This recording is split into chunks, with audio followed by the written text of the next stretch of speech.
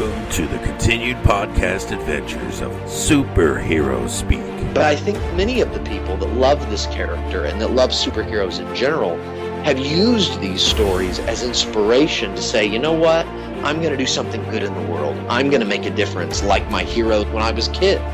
That is my fondest memory of it, because when you're doing comic books, you want them to affect people, right? You want people to care. You want to strike emotions, and I knew that Clone Saga was striking a lot of emotions.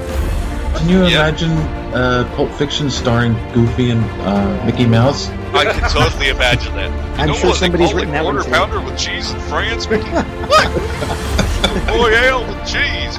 Yeah, I can totally. See, I would watch the hell out of that movie. Yes, I gladly sacrifice that my progeny to you, O mighty Marvel beast. But Neil Adams is somewhere going, it's my time. how do you measure success? Hey everyone, and welcome to Superhero Speak. I'm your host, Dave. And John. I'm right on time, JD. We don't need to tell people the behind-the-scenes stuff that you were peeing last minute. Pee. I ran upstairs and I went, oh God, I gotta pee. Welcome to Bladder Talk. I mean, sometimes you gotta go potty. Yes. I thought we were going to not talk so much about the old man stuff. Dude, peeing isn't an old man thing. Sometimes you just gotta take a leak. This week's all old man stuff. Come on. How's everyone doing, JD? How do you feel now that your bladder is empty? 6 pounds lighter. What do you think? I'm doing something new. The wife didn't like the mustache, but I didn't want to abandon the facial hair altogether. So I went with the, I don't know what you call this. The evil man goatee? A little bit. It's the evil JD. Evil JD. Yeah, I can see it. So, anything else new with you besides your evil goatee and your free bladder? Anniversary was yesterday. 17 years. Happy anniversary. I hate you, but happy anniversary. I appreciate Happy that. Anniversary. On both spots. Appreciate the hatred. Appreciate the thank you. So yeah. No hatred here, man. I meant Dave specifically. I appreciate it, but I appreciate the love. I'm also looking at myself in the camera. I need a haircut. So, yeah. Do you? I got one. Yeah, I mean, you've committed. Your hair. Remember when my hair was long and it didn't go down. It went up, and it took a lot of work to keep it down. I just don't have that kind of time and tolerance anymore. As my friends used to call it, that have real curly hair, a Jew fro. I did not say those words. You said those words. My friend, one of my best friends, who I was in a band with when we were kids, tried growing his hair long, but he's got super curly hair, and it's hard. Yeah, it's real hard. That's it. Just the struggles with the hair. Saw a movie last night. We'll discuss that later. Thank you, Drew. Drew says, nice goatee. I'm doing the handlebar mustache. I could not do the handlebar mustache because I can't get it to connect here, and I can't get it to connect here. So that's like I'm growing these longer because my girlfriend wants to try to do something with that. I don't know. She says it's cute, but they're all gray. The long ones are all gray. Dude, these are the only gray hairs I really have are right here. In my I'm pretty good here. I got a little bit of gray, little Reed Richards in the temple, just a little bit. But I mean, in the chin, it's all gray. It's wild. If I shave, I look younger. So that's why I want to keep the facial hair, because I like looking a little bit older. I look young for so long. I was getting people bothering me when I was into high school in my 30s. I'm like, well, I kind of want to be a little bit older now. So should I get my hairdresser on the line to, supplement this talk? Because yes, supplement. Is she going to pay us? Yeah, let's do that. Welcome to Superhero Speaks. How about you, John? That sounds like a title. What is new in your world? Absolutely nothing. I am doing nothing but working and reading light novels. I have just existed in this world for the last week. Nothing else doing. Although I am really enjoying the the Rhapsody light novels. Yeah. So yeah, it's actually Death March. Death March to Rhapsody? So I with the last 2 days, I've read 4 or 5 of them. Cool. You know, otherwise, I'm enjoying a 4-day weekend, Yes. which means tomorrow I still have to work. Probably, there's a couple of things I need to get done for work before I have to be at actual work officially. Otherwise, and enjoying the freaky weird weather that we have. You know, one day the sun is blotted out by forest fires from Canada. The next day it's like super little like thunderstorms that, you know, it'll be bright outside. You walk outside and suddenly you're getting hit by lightning. It's just weird, man. This year has just been weird. Yes. Yeah, it is also weird because, like, I don't want to curse us, but it's like July now, and we have yet to have any days that are like in the 90s. Oh, but you should come here to Chicago. I'm saying Yeah, here in the East Coast, it hasn't happened yet. My friend in she lives north of Dallas. They have been at 100 degrees for the last week, I think. Yeah. And it's been horrible there. So, on the other hand, on the bright side, her turtle just had just laid eggs. Oh. So I told her she had to go get a rat with mad martial arts skills and make it live with them. Do people eat turtle eggs? Well, sure she some wouldn't. people do. She's an Well, I'm animal. just saying. Well, I'm asking for Brendy's tries. I'm like, is that a thing? Like, have you heard of people like making scrambled turtle or anything like that? I've heard people eat like ostrich eggs, but I've never heard of people eating turtle eggs. They're like really small anyway. I don't know. I don't know. I know nothing of reptile. And eggs. turtles I are was wondering cute. if they're edible. Well, some will say chickens are cute. I would disagree heavily. Not with that chickens. statement. Chicks are cute. Let me rephrase that. Baby chickens are cute. But the eggs are just too delicious, and they are the perfect size for a breakfast. Turtle eggs very small. They're just I need not to read enough it. there. I need to read this. Randy says it's been 90 every day since April. Every day since April in Texas. So eat a bag of monkey brains. Yes. He also said that I was growing an evil railroad baron stash. And Drew said it's 111 at 5:30 where he is. Drew's in Phoenix, right? Drew, that's where you're in Arizona, Phoenix, Arizona, right? Oh my God, I can't imagine that.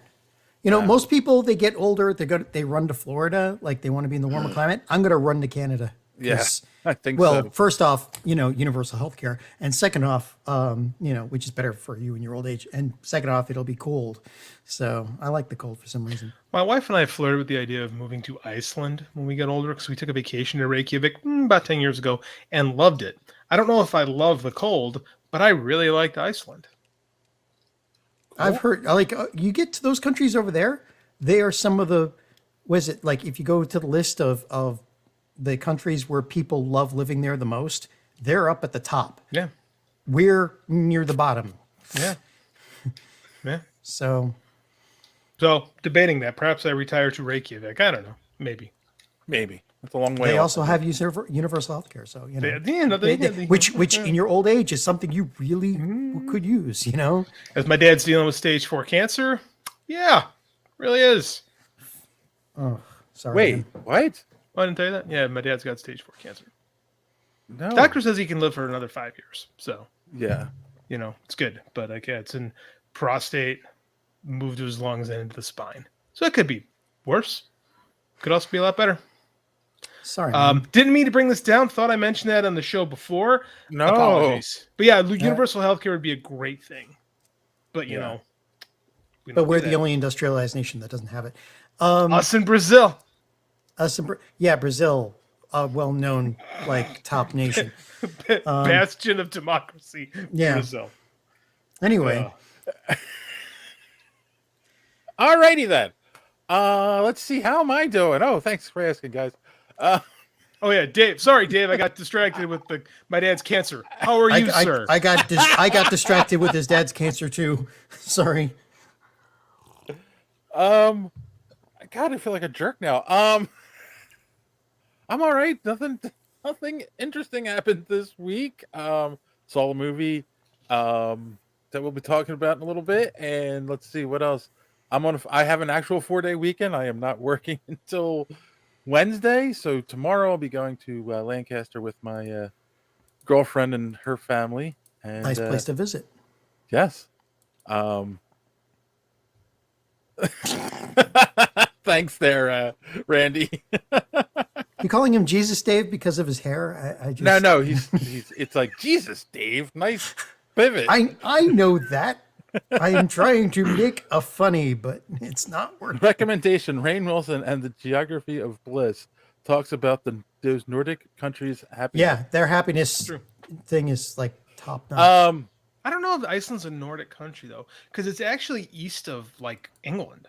Like, like Iceland's not too terribly far from Greenland, which is not too terribly far from Canada. Like, it's weird because it's technically part of Europe, but it's actually a lot closer. It's like right in the continental divide. It's like literally right in the continental divide. I was going, I'm on the west bank, I'm on the east bank. Like, we were in the continental divide. I was jumping across like the scene in Robin Hood Men in Tights. Super Geo speak now. Yeah, Super Geo speak. Yeah, Super Geo speak. That's a good one, actually. So yeah, it's actually closer to North America than Europe, but it was like settled by Nordic people, and walking around, there's a lot of Nordic people, if you know what I'm saying. A lot of Nordic blood running strong. Next week we'll be tackling was it Continental Drift and Pangea. So actually, this week we'll be talking about Continental Drift because it's a major plot point in the movie we just saw. So yes, it is. I mean, it wasn't really, was it? I don't know. I mean, he said it. He screamed it like 6 times. I know, but he was trying to get him to turn around. Well, we'll get to it. Yeah. We'll get to it. The other thing is, I did watch the second episode of Secret Invasion. Did you guys watch? No, I did. I just watched it about half an hour ago. Actually, what'd you think? It's getting better. It's getting much. It's really. I'm finding it very interesting. Wow, we're complete opposites on this one. It's kind of starting to lose me. I just felt like, I feel like they're trying to do this big shocking moment of the week at the end of each episode, even though it's only 2 episodes in. So we'll see how it goes. I want to see how the plot twist at the end of the last episode plays into the whole thing. Well, yeah, but the thing is, like, this is completely different from almost everything else they've done. Like, this is not a superhero show. This is along the lines of Tinker Tailor Soldier Spy, right? Like this, except that it's not just all talk there, and there's a race of shape-changing aliens. But the thing is, like, it's still a spy thriller, which, you know, most people going to this are like, oh, I'm going to see superheroes, right? This is like, you know, because maybe they've read the original or whatever, the original comics. But maybe they follow the source. Maybe they wanted to follow the source material. What a crazy idea! Yeah, I know, right? But no, I mean, and this isn't supposed to, like, I don't know. Maybe you have to be a fan of spy novels, which I've read a lot of, as well as the superhero genre, in order to really appreciate this. Because this is just going full spy. You have no idea at this point I think who's a Skrull and who, and even if you know if they're a Skrull, you don't even know what side they're on. I liked Winter Soldier because of the spy. Yeah, but it had superheroes. Right, but it had superheroes in it. Yeah, you guys, right. That's the thing. Like this, you don't even know if. Like, I'm starting to get the feeling that Talos is actually the big bad in the background. Like, I'm starting to think that maybe he's not on, like, maybe while Fury was gone, when he was blown away, when he was, you know, blipped, that Talos changed because, you know, they never got their homeworld. And that he's actually, like, pulling strings behind the, like, it's just, it's really interesting, I'm finding it. Randy asks, is it not supposed Is what not supposed to, Randy? You got to be a little clearer on this one. Did that for years. It's just not big yet. It needs a bit more. Like, it needs more time to bake, probably. Right? Yeah. And I don't know, man. The end of the second episode of Game of Thrones, I was like, I am in. Let's do this. Like, yeah. Right, but you didn't have the baggage of the Marvel Universe behind it, too. Right. Yeah. But that's why I'm okay. This is the problem. This is why I have no interest in this. I want the baggage of the Marvel. Like, I want to watch that's superhero stuff. Like, if I can watch Tinker Tailor Soldier Spy. That's available. Like, why do I have to watch that with like I'm tired of superhero adjacent. Just give me my issue with it. My issue with it so far is, and it's so stupid because I shouldn't feel this way. Yeah, that's what Randy's saying. The end of each episode being a big shock. Gotcha. Um, I got you. Good point. My issue with it, and I know, like, I understand some of the logic. People are saying why she hasn't done it yet and whatnot, but he's sitting there going, "It's my war because I caused this. He brought the scrolls here, but he didn't do it alone. He also had he did it with Captain Marvel, so he should be calling her in to help." Isn't she in the negative zone? Or at least that's the trailer I watched last night led me to believe. I don't know. They haven't talked about her at all yet on the show. There has been a mention of like call your friends, and he's like, "No, it's my war," and it's just like, well, no, he's also because Fury, why would Nick Fury not do that? That's so like out of character. He said he literally said, "No way we can call them because they come to the battle and suddenly we've got a bunch of scrolls that are they get turned into scrolls and start becoming terrorists themselves, right?" Like he's saying that basically he didn't want to bring them in because he doesn't want to put those pieces on the board for the scrolls to use themselves. That is plot-induced logic, sir. Yeah. That is, well, we can't get the superheroes involved, so I'm going to throw this line of dialogue out. When this is Nick Fury, the guy whose solution to everything was bring superheroes in. Yeah, now all of a sudden it's like no superheroes. Except that we know from this that they are developing the super scroll technology. Like that is an existing thing. But okay, so why wouldn't you want superheroes to fight a super scroll or have 60 years of the Fantastic Four led me astray? Because the scrolls have been collecting DNA from all the battle sites from the past couple of. So how are they going to beat them without superheroes? I don't know. They're still developing it. Like it's not finished yet. So they do have Groot's DNA though, and weirdly enough, they have that one Frost Beast that was loose in the after credits scene from Thor: Dark World. Just the Frost Beast like wandering through the streets. The one that got away. Yeah. Yeah, like they've got that. They've got the hand that was left from one of Thanos's guys when they cut it off in New York. When Spider-Man and Doctor Strange were fighting the portal. And who else? They have one other person's. I forget who the other one is. But anyway, it's like they've been collecting DNA. They just don't have like the Avengers DNA yet.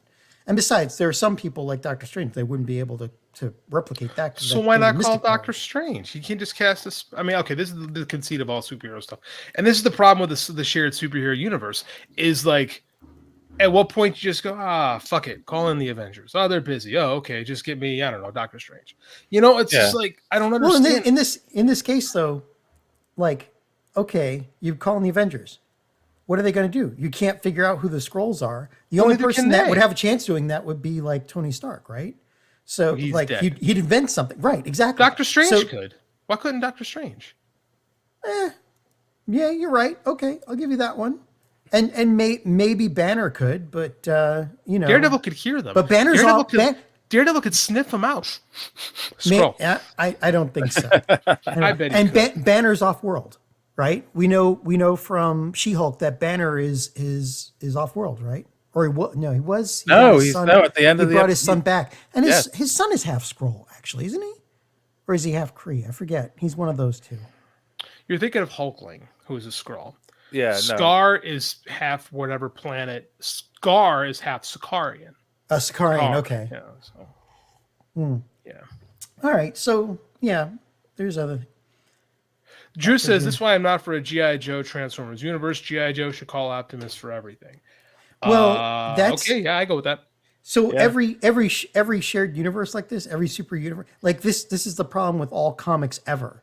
It's like if Spider-Man, came up against like Juggernaut, the first thing Spider-Man should do is call the Avengers, and he never does. Like I mean, that's the whole thing, right? To be fair, for years, Spider-Man was not an Avenger. Spider-Man did everything on his own because he was kind of an idiot. Like, he's the smartest guy in the world, one of them, but he just makes rash, impulsive, stupid decisions.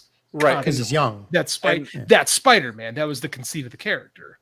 Right, but like literally every superhero team has that problem. But there have been also plenty of issues where, like, he is fighting someone like Juggernaut, and he'll end up trying to call the Fantastic X-Men. Four, and that's like, they're off planet, like it's conveniences, plot driven conveniences.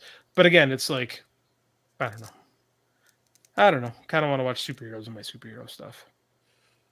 Yeah, You're so no, selfish. I'm fine. 100%. I'm gonna follow it because it's getting interesting. I think I'm mostly into it. You know, I get that you're burned out on a lot of it, and if you do watch it, you want your superhero stuff because that's what you're there for.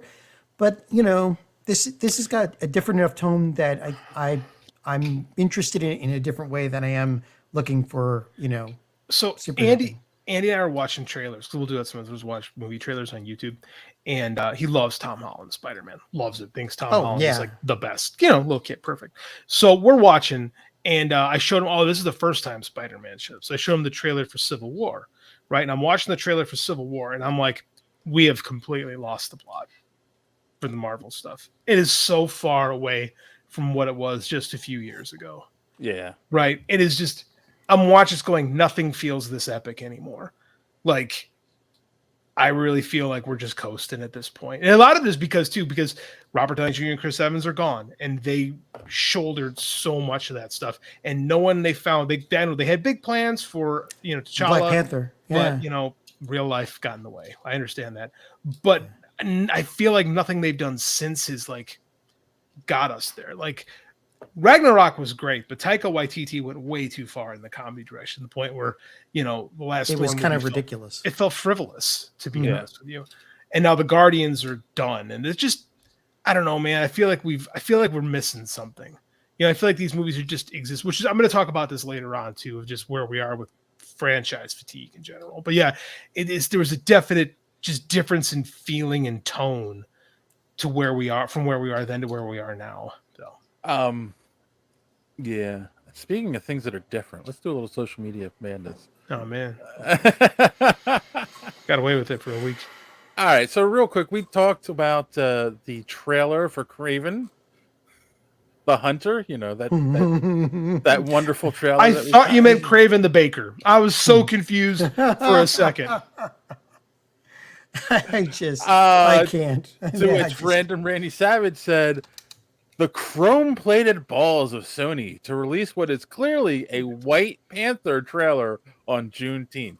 Shit, that's exactly what that was. True, man. Whoa, that's win. Spitting facts. Yeah. Yeah. Drew says we aren't building to an Avengers movie.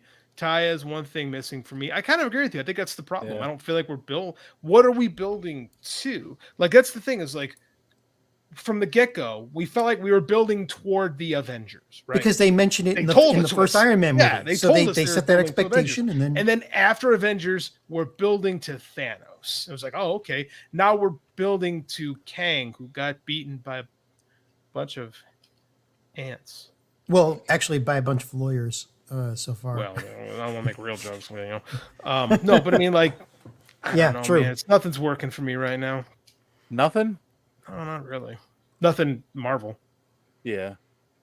What was the other thing? Oh, so this is nothing to do with us, but it caught my attention. Bruce Campbell said, back in the day, some folks wanted me to play Superman. Thanks to AI, here you go. And I saw that. That's awesome. It looks way better than it has any right to. Except the hand. Well, it's like can't do hands. That's how you know Liefeld is an AI. Oh, really? Hands and feet. No. Oh my god! Making bad jokes over here. Oh my god! It's so no. Seriously, it's a big problem on like Instagram right now. Is that there's a lot of like models out there that don't exist. And the way you can tell is, and I mean the pictures are really good. But in every one, you'll see the model has the hands out of frame or behind them or something like that. Real quick for everyone watching, here's the picture that he posted. No, good God. I didn't see that one. Why does it look like Stephen Colbert in a Superman suit? That's what. Look at that monstrosity on his hand. So, I mean, like, this is going to be a plot point, right? Some writer out there is doing a plot point for an AI movie where, like, people are not really people, but you can tell because their hands are all fucked up. Oop, there was Indiana Jones. Overlay. Sorry. The wrong overlay. Yes, exactly. That's going to be like. It's going to be a thing. Mm-hmm. You're going to know you're watching an AI video because you don't see their hands ever. When you do, it's I'm serious. Guys are gonna go like this just to make you're gonna see that people will give speeches like this just so you can see that they have hands. It's scary. That's where we're headed. But like once that gets conquered, and we're all fucked. Oh yeah, we're all fucked anyway. I mean, come on. And then it's true.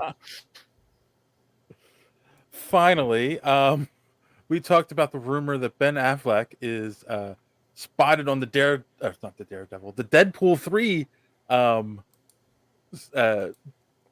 set. Thank you. Wow. To reprise his role of Daredevil.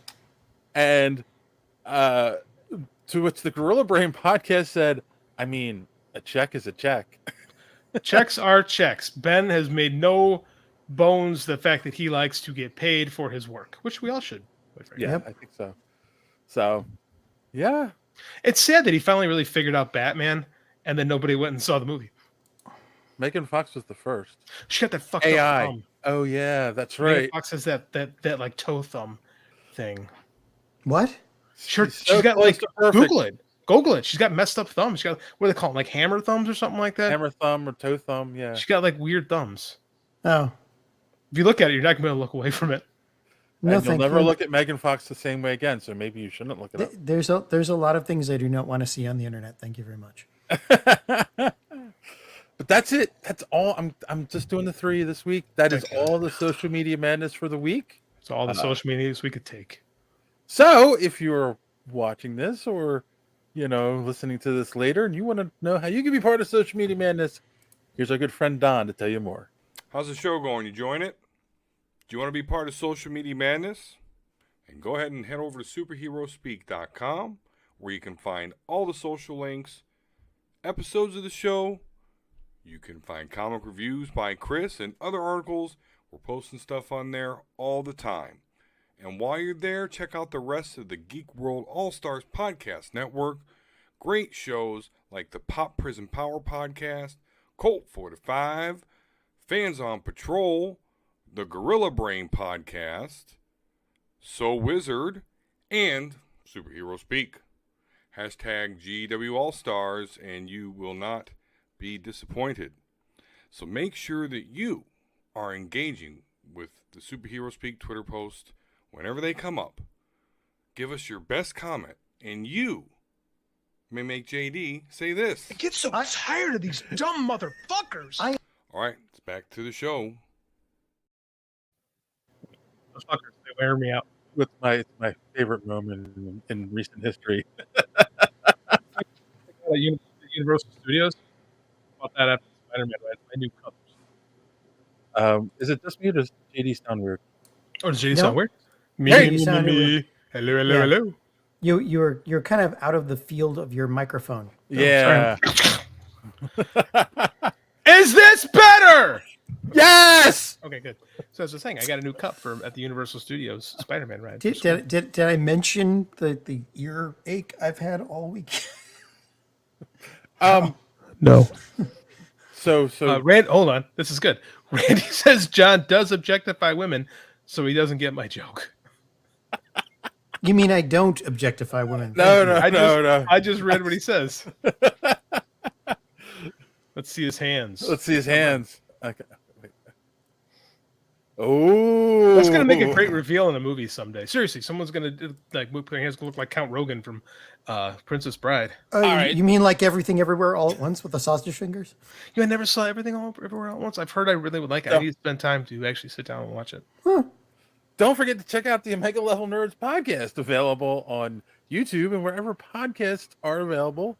And on that note, we are going to take a quick commercial break and be back with a little bit of news. Some podcasts are like this. On top, missionary, pull the leg over so that way it's like they're on their side a bit. So that way it's like you're hitting it from the back, but you're still getting face action. Yeah. That way you still reach a hand some up twister there. shit. Yeah, but you still get deep because you get and face and neck. It's a power position. What would you call that? Like a wine opener? The bop it, you can smack it, you can choke it, you can pull it, you can do everything.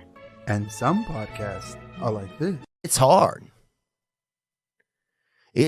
I'm one day off vaping right now, bro. And I want to fucking smoke a bowl out of my own nuts, bro, of pure nicotine.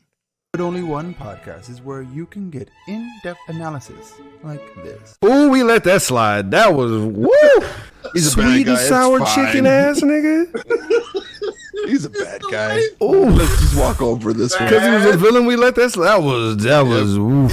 I forgot about that. My bad. Just because you naming food, nigga, don't make it better, dog. Like, it's still racist as shit, There's so much racism. bro. Also, I know ain't no black people wrote this, so I know this is just.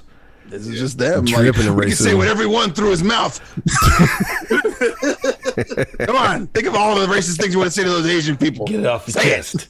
It'll be spoken in jive, so it wouldn't hurt so much. His sweet jive mouth.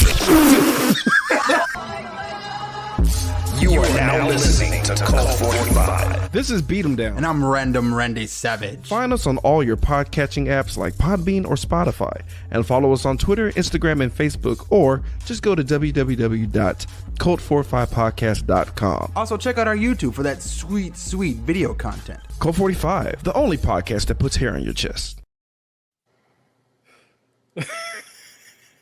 All right.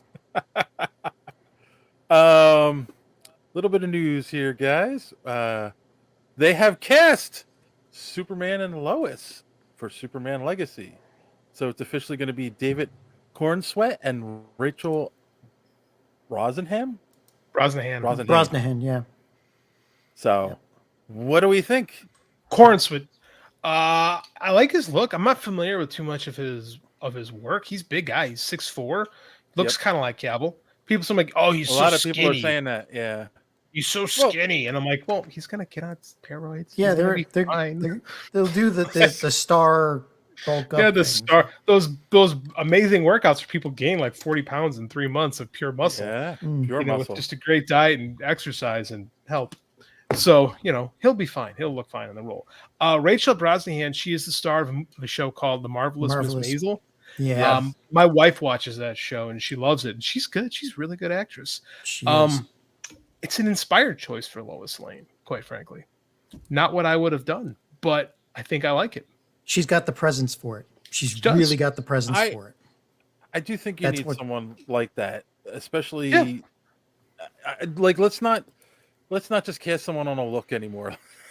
No, I agree, and I think Rachel Brosnahan, she's pretty, but she's not like she doesn't have that supermodel look. Like they cast Kate Bosworth as Lois Lane. It was just like it just didn't work, especially Well, like an older Lois Lane. Like I like Rachel Brosnahan because like she's pretty, but she looks like a normal person. Like she looks like a normal person, pretty. Like someone for like Lois Lane. Like I think that's exactly what the character needs. Right. Kate Bosworth was too young and too young. Just didn't have the look. presence, Yeah. and then on top of that, the script was pretty bad. But Elizabeth Tulloch right now, for Superman and Lois, she does a good job too. Yeah, she's gonna be good. I'm very excited to see what they can do. Emery Guns, our good friend Mark says, I want to see Cornsweet play Superman since I saw him in Pearl. Yeah, I've never seen Pearl. Or what's the other one? X and what's Maxine? Those are those. I've never seen those. Are they good movies? Would you recommend them? Respond when you get a chance. What do you think, Dave? I agree with Cornsweet. Cornsweet. It is Sweat. Okay. I think he looks a lot like Cavill. He's the right age. He looks like Superman. He's the thing that only is throwing me off is he is the Superman age. He's 29. He'll be 30 by the time they start filming the movie. So that's the typical Superman age is 30. Yet I could have swore they said they wanted a younger Superman, which I thought they were going to go like college years. No, younger than Cavill is now, but same age Cavill is when he started playing Superman. That was a decade ago. Exactly. So, I don't think they're going to go with the college age Superman. I think they're just going to go right into Smallville, and who knows how old that is. Like if you're 29, 30, it means you can play like 24 if they wanted to. True. Yeah. So, and it's also going to depend on their chemistry on screen, right? Like that's a big part of this. I read I think it was Cineblend. I forget what it was. Someone did a big piece this week about they had extensive screen tests about, I think it was 2 weeks ago, at the Warner lot and they were testing different different candidates for Superman with different candidates for Lois Lane, and it reminded me of the Sam and Diane auditions from when they would do Cheers, and they paired the people that worked the best together, which just leads me to believe that Lois is going to play a major role in the movie, right? Like her character's actually going to have agency and going to help drive the story and not just be there to be there. So apparently they have really good chemistry. Well, we'll see. But like as we've talked about with like Marvel Burnout, we've had like so many Supermans over the last like 10 years. Like I'm tired that way. Over the last 10 Superman, there's not some over my desk. Over the last 10 years, only had one guy play Superman. Well, no, Hoagland too, right? Or that TV doesn't count. Well, it does. Though. It does. It certainly does. Warner doesn't think it counts. Yeah, but a lot of people like him. A lot of people like Grant Gustin too. Yeah, exactly. So yeah, I think it does count. And we currently have 4 Batmen. Yeah, currently have 4 Batmen. Yeah, Robert Pattinson, Ben Affleck, Michael Keaton, and George Clooney. Yeah, true. Okay. Did you know that they asked what's his face, the Nolan Batman, Christian Bale? They did ask Bale to do a cameo in the Flash movie, and he said no, he would only return as Batman if Nolan was the director. Which is fair. I mean, they have a thing, Yeah. That needs to kind of be a bromance. Yeah. Well, not a bromance, but I mean, like they did something special that got to exist on its own. Randy says, "Ouch!" But JD's right. No one cares about TV. Have you seen the ratings for things? It's like, except they've had the best depictions of some of these characters. This is true as well. So, I mean, they get a little long in the tooth, these depictions, when the shows go on too long. I think Flash kind of lost its steam after like the 5th 9 season. seasons. Yeah. Well, it lost its steam after the first writer's strike. Actually, I think they lost their steam after they tried to do Flashpoint, and then they did a very good job on that, and then but then it becomes the problem that a lot of things have is then they start becoming dependent on time travel to tell stories. Especially especially sometimes when there's old people in the movie. Oh wait, we'll get to that.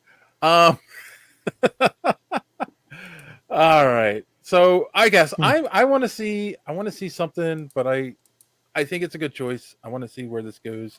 I definitely want to check out some of the stuff that he's been in too. But if I'm gonna say if Mark likes him and Mark watches a lot of stuff, so Wizard, like I'm gonna take his word on it.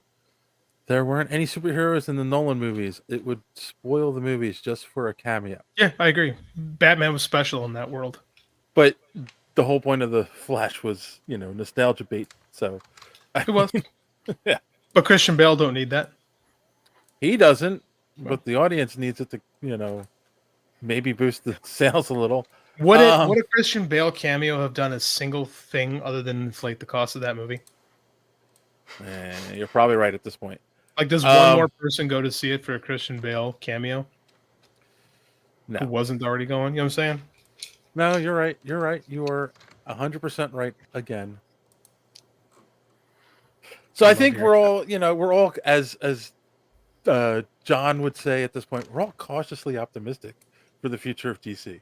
We're not 100% sold yet, but we're cautiously optimistic. Yeah, we'll see. I got to see something. I mean, I like Gunn. I just want to. Yeah. I just want to see what he can do. I trust that he's going to cast it right. But I'm not sure what he's going to do with Superman yet. We'll see.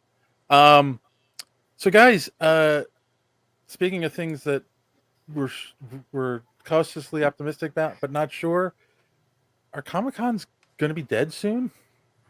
No, I think they're going to be about comics, right? Oh, crazy. Wait. Drew says Keaton was the money cameo. He was. He became the entire crux of their excuse me, of their marketing because their lead was associate.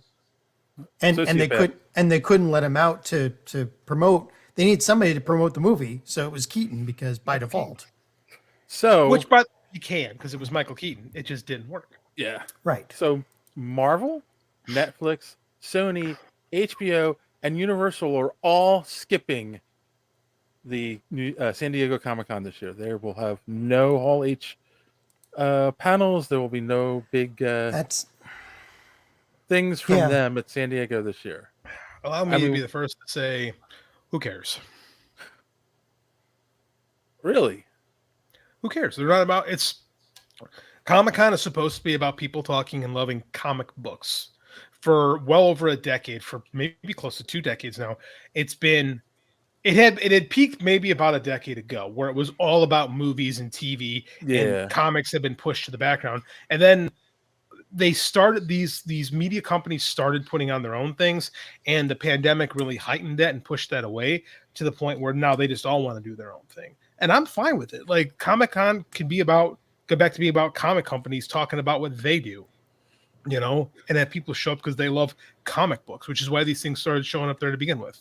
But comic companies aren't just comic books anymore. They're multimedia conglomerates. Yeah, but you can just send your comic book stuff there. And you're talking about Marvel and DC. That's not the entire comic book industry. Right. But, and also they're not like Marvel's going to probably be there, just not the studio. They're not right. They can talk about their comic books. Drew says Phoenix Fan Fest was as big as ever been this year. It's still thriving. C2E2 in Chicago does big numbers every year, and we never have any of that stuff. Right? It's fine. Like, isn't the Denver one on this weekend or something? But I'm gonna say here's the downside of that. Right? I would like to point this out. Sure. San Diego has expanded their convention center specifically for San Diego Comic-Con because it kept getting bigger and bigger and bigger. It's a huge money thing for the city. Like I'm sure they count on that revenue every year, and now that's just gonna start to dwindle because there are people who aren't gonna go because those studios aren't there. And Jacob Javits Center they built a whole new wing just for this too. But convention centers exist for the New York Comic-Con. But I mean, like these convention centers exist just for more than one show a year. Yeah, right? but they have come Those out are the specifically. San Diego specifically came out and said it is why we're expanding. Well, what are you gonna do, show guys? Like, what are you gonna do? Give people a reason to come. Yeah, right. Make it about, like I said, make it about comics again. Have more video game stuff. There's things you can do that aren't revolving around these movies, which, quite frankly, are starting to dip in popularity anyway. Let's be realistic. Isn't this more about like the SAG-AFTRA thing though? Like. If the writer's strike is still on, like, and the actors are striking too, then they won't. Well, there's the Variety is. Sorry, I just knocked something off my desk. Variety kind of spins the article to say that like, there is a thought of like, well, if the actors go on strike, they're not going to come to the convention and all this stuff, and it's like, I get that spin, but I kind of feel like these are decisions that were made before the strike. I agree with started. Mm-hmm. Like they didn't all just decide last minute. Like they're looking at the numbers and like, does it make sense to promote there anymore? There isn't that big like, and this goes back to the whole issue with the superhero movies and there being too much, being over saturated. Where it was like. San Diego, they announced their 1 or 2 big movies they were going to have next year, and that was it. Now there's like so much coming out all the time. It doesn't make sense to wait to San Diego to announce all of it as well. Well, that makes it more a problem of conceit, right? Because you could say this is almost the same problem with the streaming wars. Is that once these companies have enough properties, they think, oh, well, we don't want to make money for San Diego Comic-Con, which is a nonprofit. We want to make money for ourselves, and so we'll have our own thing, and it's going to be the same rubber band thing where they go out, do their own, then they'll have a couple of years where they don't have a lot to promote. Correct. And it's like, well, nobody goes to it, and it's like, well, maybe we'll just announce this during San Diego Comic because then we'll make something. Yep. Right. Right, and it's not about making. It's not really about making money for these. That's the problem. Is promotion really isn't about making money. It's about awareness, right? And you're right. They're gonna try that. D23 has been successful, right? But I mean, they're the only ones that have done it, right? DC Fandom hasn't really done much. So what's gonna happen is they're gonna try to do their own thing, and then they're all gonna come back. Yeah. It is what it is. Drew says, my friend has been going to SDCC for 20 years now. With their lottery, they're only able to go to 2 non-consecutive days, so it drove them off. And that's the problem. They're not going to feel it. San Diego Comic-Con won't feel it for a couple years. No, that is true. And New York Comic-Con has the same problem where you have to be fan verified, and then you're put in a waiting list when the tickets go on sale. And of course, like the first couple of thousand tickets are immediately picked up by bots. There's also, so I mean, yeah, and the thing is too, there's also they've gotten so big. It's even true with the press. Like we get in because we're legacy at this point, but I know people that have shows that are bigger than ours that like can't get in. You know, so it's you're right, and but JD, you're right. Like people are still going to go for a few years. They're not going to feel it right away. Yeah. But I mean, it's always a push and pull. Like these companies think they're bigger than the material right now, because right now they are. But I mean, the chinks in the armor have really started to show this year. Yeah, and we've seen that with the streaming wars, exactly, right? Yeah. And the last thing I'll actually say on this too is, when you're at the con, you're promoting. At least the mentality is you're promoting directly to the comic book fans. And the movies have gotten so big, it's beyond just the comic book fans who are going to go to conventions. So what's the point of just promoting to them? They're all aware of these movies. We all know about them months before the normies know about them. So, yeah. Right. Going to be a lot of Army recruiting stations and bathtub installation booths at these to fill up the space. That's usually what we see in some of these. Oh, my God. The bathtub guys are my favorite. Why a bathtub installation, like bath fitters at a comic book convention? I mean, like how desperate are they to fill a booth that you see that kind of thing there? Well, yeah. But I mean, but New York has the same problem, like a whole new wing, and now. Anyway, go ahead, Dave. Sorry, you were saying. No, you're right. You're right. Speaking of desperate, poor James Wan. So he came out and said Aquaman 2 will stand on its own, and they're taking it to the next level. And because it's more of a standalone movie, you should come see it and not worry about how it's affected in the DCEU and all of this stuff. And just come see it. It's a good movie. If you're a fan of DC, you're gonna like it. That worked out so well for Swamp Thing when they canceled that before the first episode came out. Drew says press is, this relates to the last story. Drew says press is kind of BS now. I'm into a TCG. I don't know what that means. And now there were so many people complaining they weren't able to get their preview tickets in for their quote unquote content.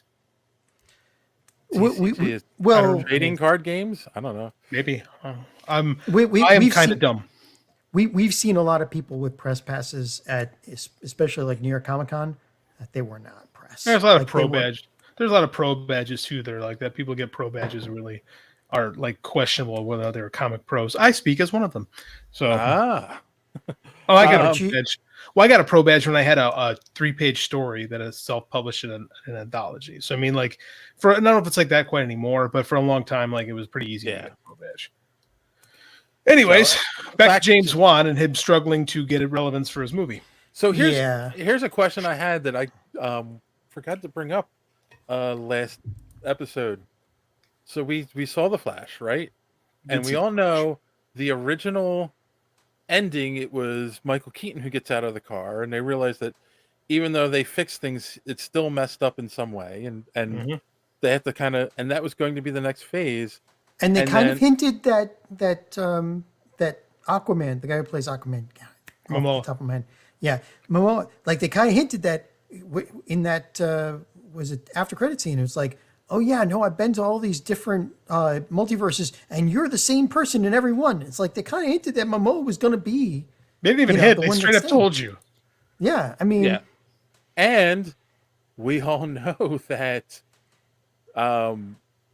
they had gone and reshot. We heard that the Michael Keaton was going to be in Aquaman. There are Batman scenes, and then they reshot the scenes with Affleck because there was that famous video of them being on set together that went viral. Did they reshoot those scenes with Clooney? I'm kind of curious at this point. Probably not. I think the Clooney thing's more of a joke than anything else because let's be real, the universe is done. And they're telling you that now, that this is the end of the Snyderverse. So Juan, in a sense, is right. This is a standalone movie. Now, he's just trying to get people to watch his movie, which I get. Of course, yeah. Because now, because the attitude is, well, it doesn't count. This movie doesn't count. And with the performance of the Flash, how could anyone think differently? Right. Not right. Or the last 3 DC movies. And the thing is, like, everyone kept saying, everyone, the big press, us, oh, this is when talking about the Flash. Oh, the final chapter of the DCEU, and everyone forgot. No, Aquaman's coming out in a few months. Still. Everybody's forgot about Aquaman, which is what you got a guy who spend 2 years plus making these movies.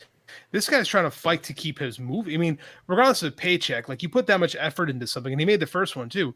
Like he's trying to keep people. He wants people to see this thing that he's been working on for so long, which it kind of sucks to be him at this point. Yeah, because he is kind of he's in a baby bathwater situation. Yeah. Yeah. No, and I don't blame him. Like, of course, people should go see the movie, and not judge it based on the movies before it. But it'll probably be a fun movie. Last one was fun. It was brainless but fun. Yeah, I mean, Flash was flawed but fun. Yeah, that's exactly what I've been saying. Flawed but fun movie. Yeah, more flawed than fun. I mean, well, that's your opinion. So yeah, it's. We'll touch that phrase again later, I'm sure. So yeah, I'm gonna say it. Like, if you haven't, if you're not sure, go see it. Support James Wan. The poor man is trying to make a good movie, and doesn't deserve hatred based on Ezra Miller. I don't think he's going to get hatred. Yeah, that's what we do. I don't think he's getting hatred. I think it's worse. I think he's getting indifference. Yeah. A lot of indifference. When people don't give a shit about what you're doing, that's the worst.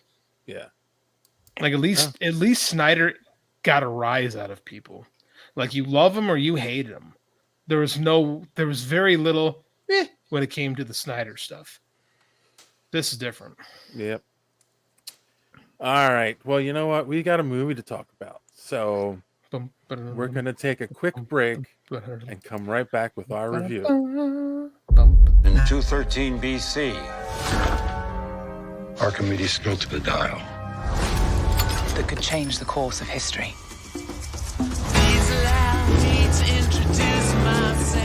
With this, we will have our victory. It's not yours. You stole it. Then you stole it. And then I stole it.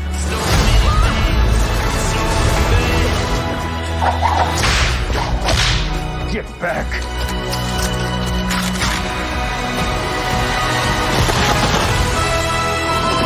We gotta get there first. I can't do that! You want to stop for a little lie down? Helena! Turn left! Turn left! Indy, listen to me, no! I know Tangier! Indiana Jones and the Dial of Destiny. Rated PG-13. Only in theaters June 30th. Tickets on sale now. I need to learn to adjust the volume on those things before I post them. Was it loud on your end? It sounded fine on mine. John, did it sound okay on yours? It was fine on mine. Oh, it seemed loud to but me. I can't hear out of this ear. So what? All right. Real quick on the last article, Mark said, everyone forgot about Aquaman. Too bad there isn't a big summer comic convention that it can be promoted at. Irony, sir. Irony, sir. Well played. Sucks to be James Wan right now. All right. Indiana Jones and the Dial of Destiny. Destiny? I am your density. The fifth Destiny as a backup. And most likely final Indiana Jones movie in the franchise. Before we talk about it, let's talk a little bit of numbers. Opening weekend as of this video.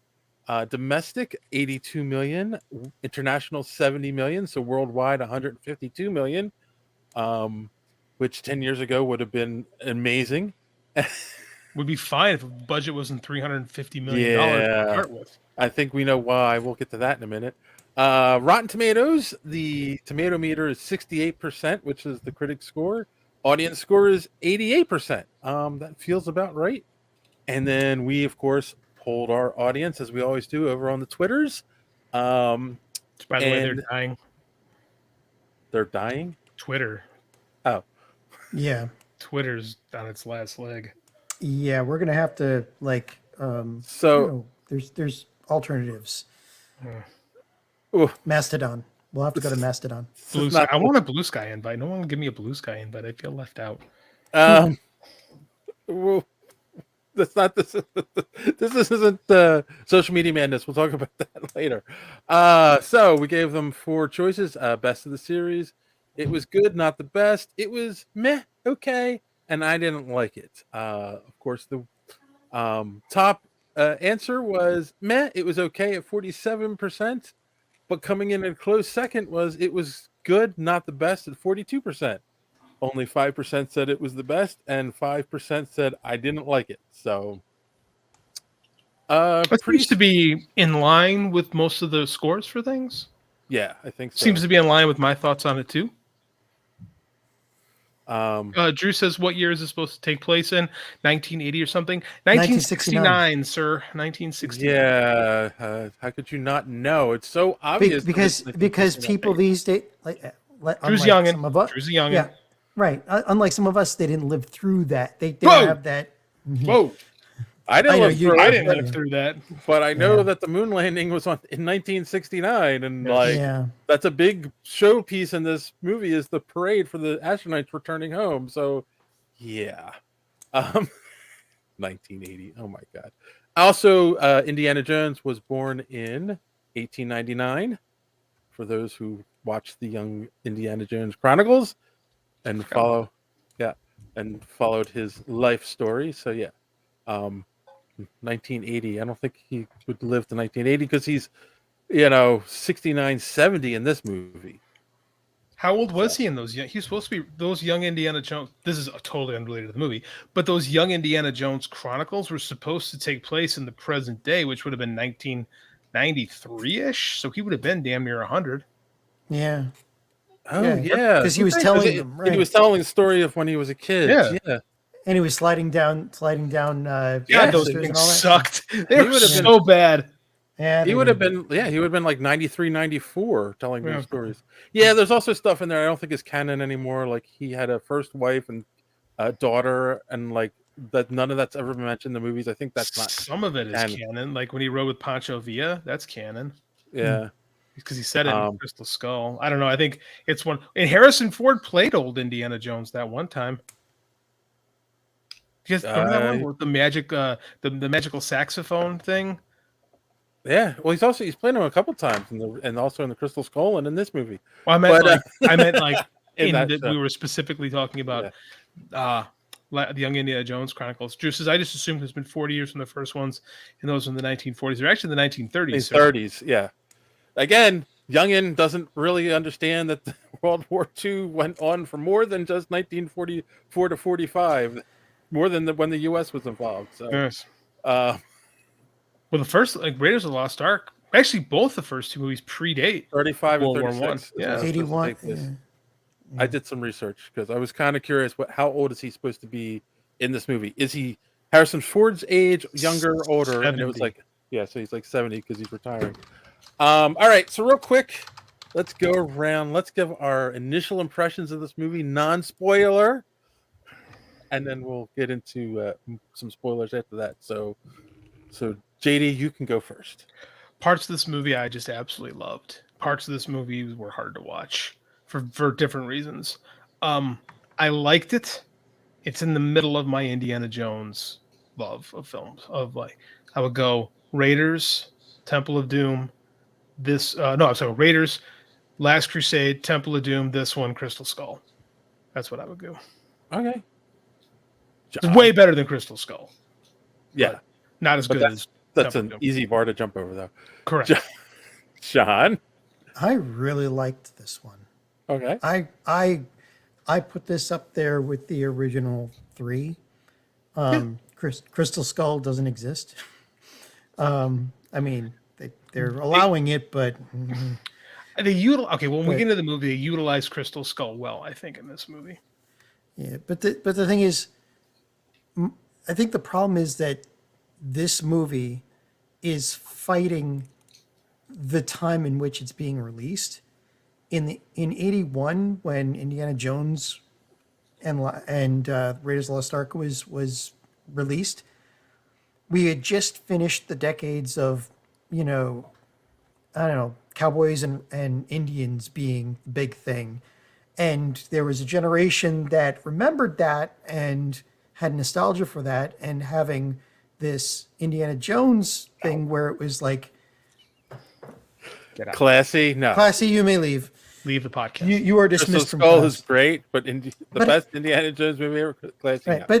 but the thing is, like, it was nostalgia for the people of that time, and for kids like me, it's our first foray into an action adventure movie. And how could you go wrong with the Williams score and and Industrial Light and Magic and all that?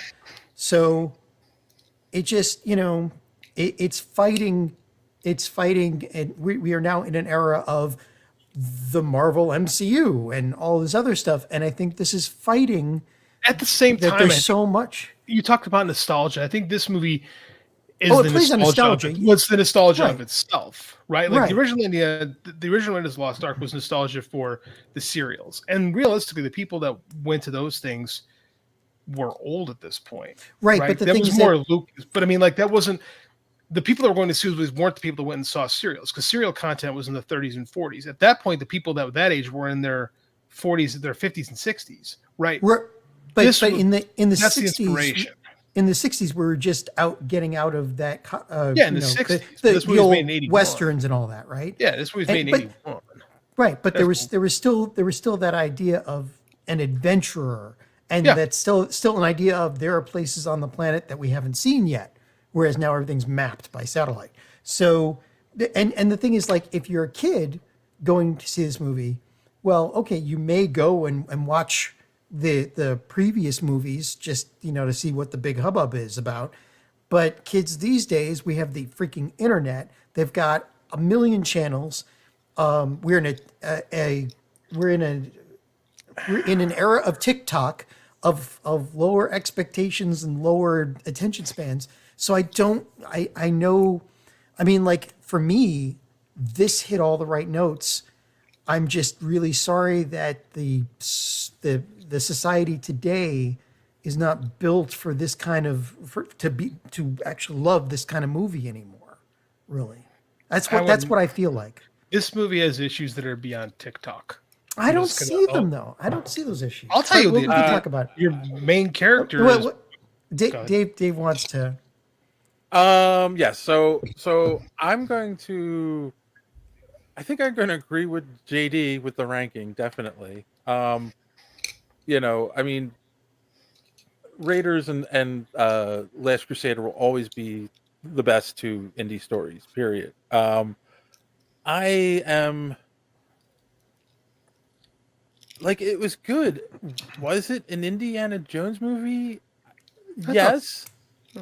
I felt like the time period it took place works for the story they're telling, right? Yeah, I agree. I thought that was brilliant. Like, it was like Marigold did a brilliant job of like using that setting to tell the story that where Indy's at in his life, and it works really well. But I do have a couple like issues with some of it, and we'll get into that. Nothing like, and it's nothing major. I have no issue with Harrison Ford and Indy in this movie. There's other things though that I have issue with, and we'll get into that. But yeah, but overall, I think it's worth. It is a fun movie. It's a fun 2.5 hours. It is like the crazy adventures of Indy, and then you're done after 2.5 hours. You're like, okay, that was fun, and you move on with your life. I don't know if this is like, I think it'll pass the laundry test. I don't think I would ever fold laundry and watch Crystal Skull, but I think I would fold laundry and watch this one. So Classy's kind of making the same point that I was trying to make. To be fair, I've only seen Crystal Skull, but I tried to watch the old Indiana Jones films and I fell asleep. I mean, like there's movies that definitely don't appeal to certain generations, right? Gone with the Wind is still if you adjust for inflation, the all-time, box office champ. Right. I don't like that movie. I think it's boring. Right? My mom loved it. So, I mean, there's movies that appeal to different generations. And that's and also society today looks at that as a big misogynist movie. So it was. But I mean, like, even before then, like when I saw it for the first time in 1989 with my mom, I was like, this is long and this is boring and this is not good. But I mean, like, it's considered, I understand why it's considered a cinematic classic. I just don't care for it. So I mean, like that, but that's okay. Is like you're supposed to feel like that. Like sometimes a piece of art is supposed to be for a specific generation or a specific group of people, and if it doesn't have those touchstones, that's not a bad thing. And I think this goes into a larger issue that I think we're having with film this year. So yeah, who's got fireworks going off? That's got to be Dave. No, it's me. I'm out in the boondocks. Remember? It's surprisingly quiet in my neighborhood at the moment. Gotcha. All right. Unless there's an alien invasion going on and they've already taken all the people from my neighborhood. No, they've been setting off fireworks for the last 2 days. So anyway, all right. Sorry. All right. So I will say this, Nell, if you have gotten this far and you haven't seen the movie yet, this is where you can bail if you don't want spoilers. If you don't care, we're going to keep going. So spoilers in 3, 2, 1. All right. JD, I'm going to start with you. Lay it on. Because I'm kind of curious, what was one of the things that you had an issue with in the movie? I cannot stand Phoebe Waller-Bridge. I thought she was one of the most annoying, irredeemable. She's irredeemable and inconsistent. Yeah, she only exists to move the plot forward. I don't know if she only exists. I don't know about that, but I mean, like, I don't like the way the character. Like, I'm a big character guy. Yeah. Right. She is unrepentant. She is unlikable. She does very little to redeem herself as a character. I have never liked a character less when I liked her less than I liked Mutt Williams. I could not stand her, and I was ready to be on board. Right? And she's supposed to be this charming rogue, and I think a lot of it comes from her performance. I could not stand her performance of this character. Like, I'm in my head watching the movie going, Haley Atwell should have played this role. And I know we're supposed to love Phoebe Waller-Bridge, but I thought she was god awful. And every time she was driving a scene, it took me out of it. Huh. My dad told me this morning about Indiana Jones that Harrison Ford is a legend and he's too old. He's not at his prime anymore. That is also the story. But that's the story. Yeah. And but I don't disagree because my other issue is watching Harrison Ford move. All right. Well, it's funny because that was my biggest issue with the movie, and not so much her acting. I didn't have an issue with. I didn't care for. I'm not saying she's a bad actress. I'm saying I didn't care for the performance. She's not bad in the role. I didn't like the role. I didn't like her choices. Like, I didn't like the way I didn't like her delivery. I didn't like the character. I didn't like the performance. She comes off for most of the movie as conniving, mean, backstabbing, mean. Yeah, but not charming. I figured that's the big problem. Is like Indiana Jones can be a real big dick sometimes, but he's charming, right? So you let a lot of that stuff slide. And like you see him, the whole point of Raiders of the Lost Ark is he's kind of a dick and he has to kind of learn, right? Like it's about him learning. I mean, because again, it's not her movie, so it's almost unfair. But I thought that a lot of her action in the movie isn't there's so many issues I have with everything she does in this movie. Like, aside from being unlikable, what the hell was what was her plan with the plane? Which part? She has the Teddy fly. She's like, you can go. Oh yeah. Well, she does the Steve Rogers thing where she jumps into the plane. I felt like, what was her plan? Like, she didn't know they were going to fly through a fissure in time. Right? She didn't know that was going to happen. So what was the idea? I was talking about some wife, like, when we thought they were going to jump from one plane to another. I'm like, that was her plan? And she's like, well, it's a movie. I'm like, I get it, but I mean, that's a terrible plan.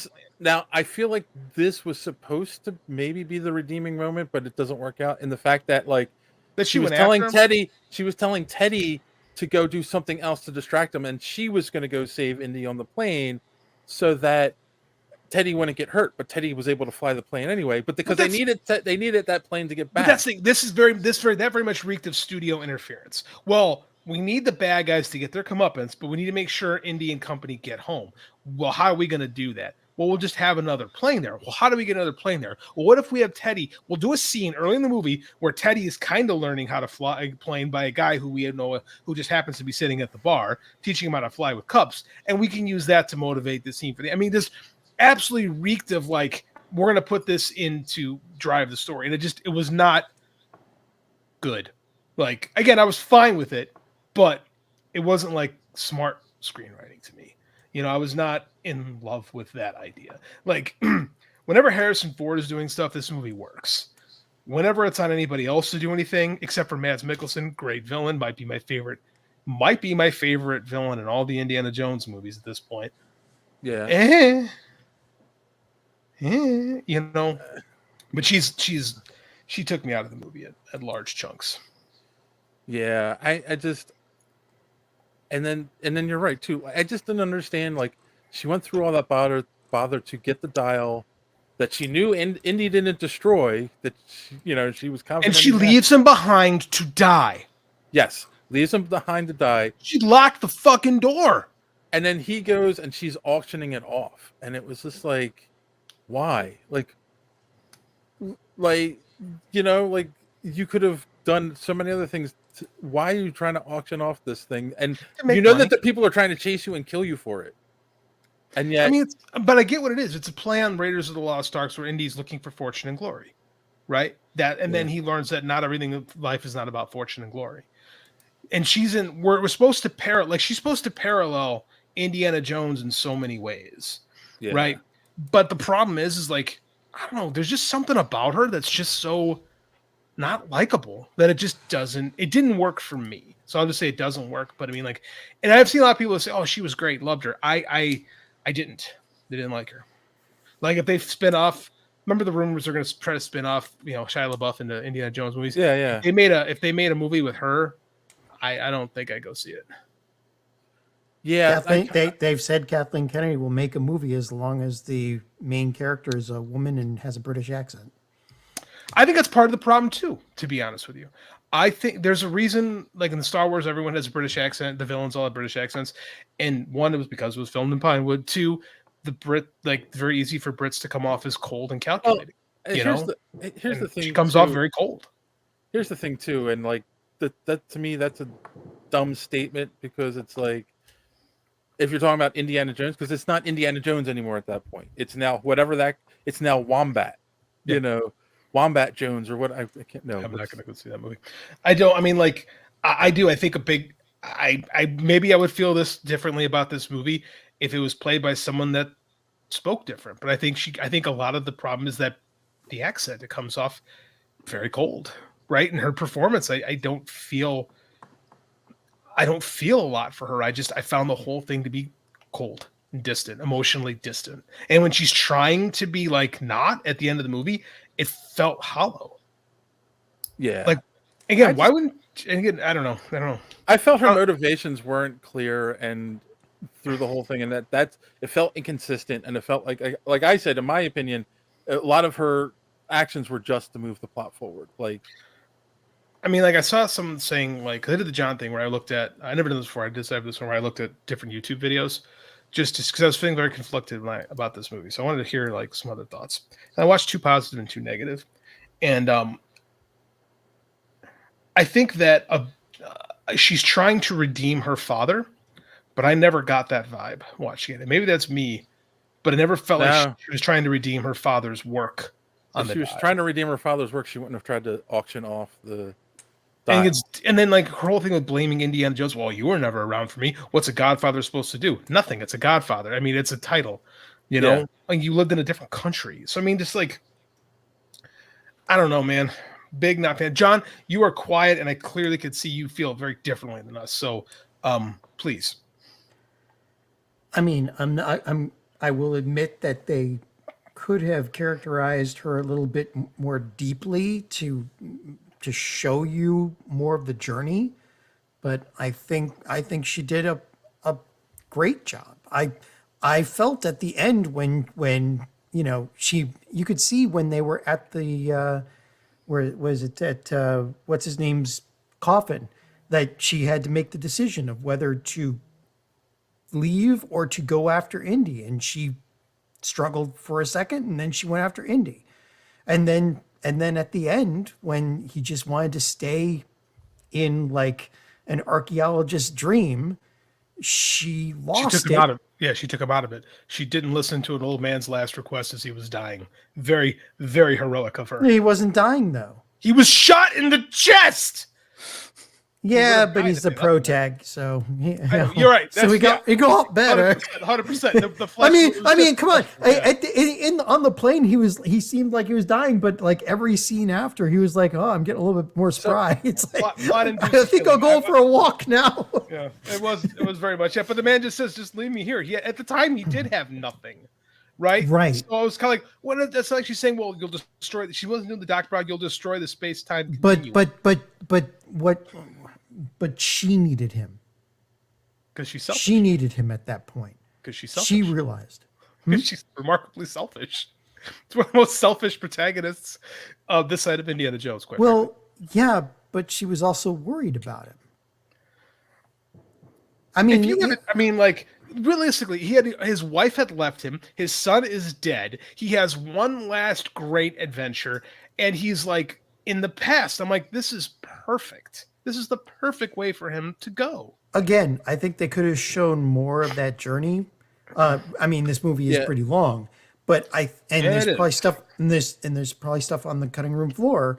I'd love to see an extended cut of it, but I think she did a fine job. I felt for her at the end when she's like, "No, I can't leave you. I need you," and then punches him and takes him back. Karen said, because she went with me, and she did say that she thought that would have been a better ending if he was left in the past. It would have been a more interesting ending. We talk about what works. I'll give my things on why it couldn't have ended that way and why it shouldn't have. But pure character wise, like it would have fit. Yeah, that's that, and I agreed with her. Yes, and there are reasons why it wouldn't have worked, but I also kind of feel like we were talking about studio interference. I wonder if they shot it that way originally, and then they were like, no, we want to like leave this open if we want to do another one. I hope not. They're not going to. There's no way they can do another one because Harrison Ford really is. There's no way that he's getting too old to do this. 82. I know it feels like they left it open for Helena, Phoebe Waller-Bridge.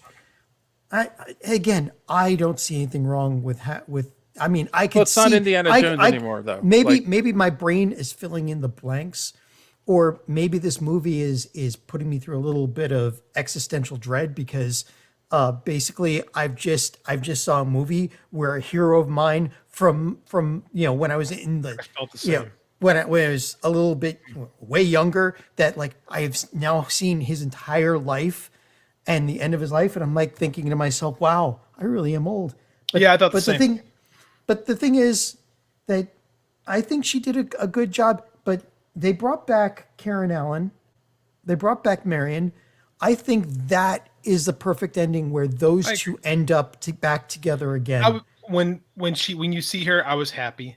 It was a little bit it was way better than Crystal Skull when they revealed her.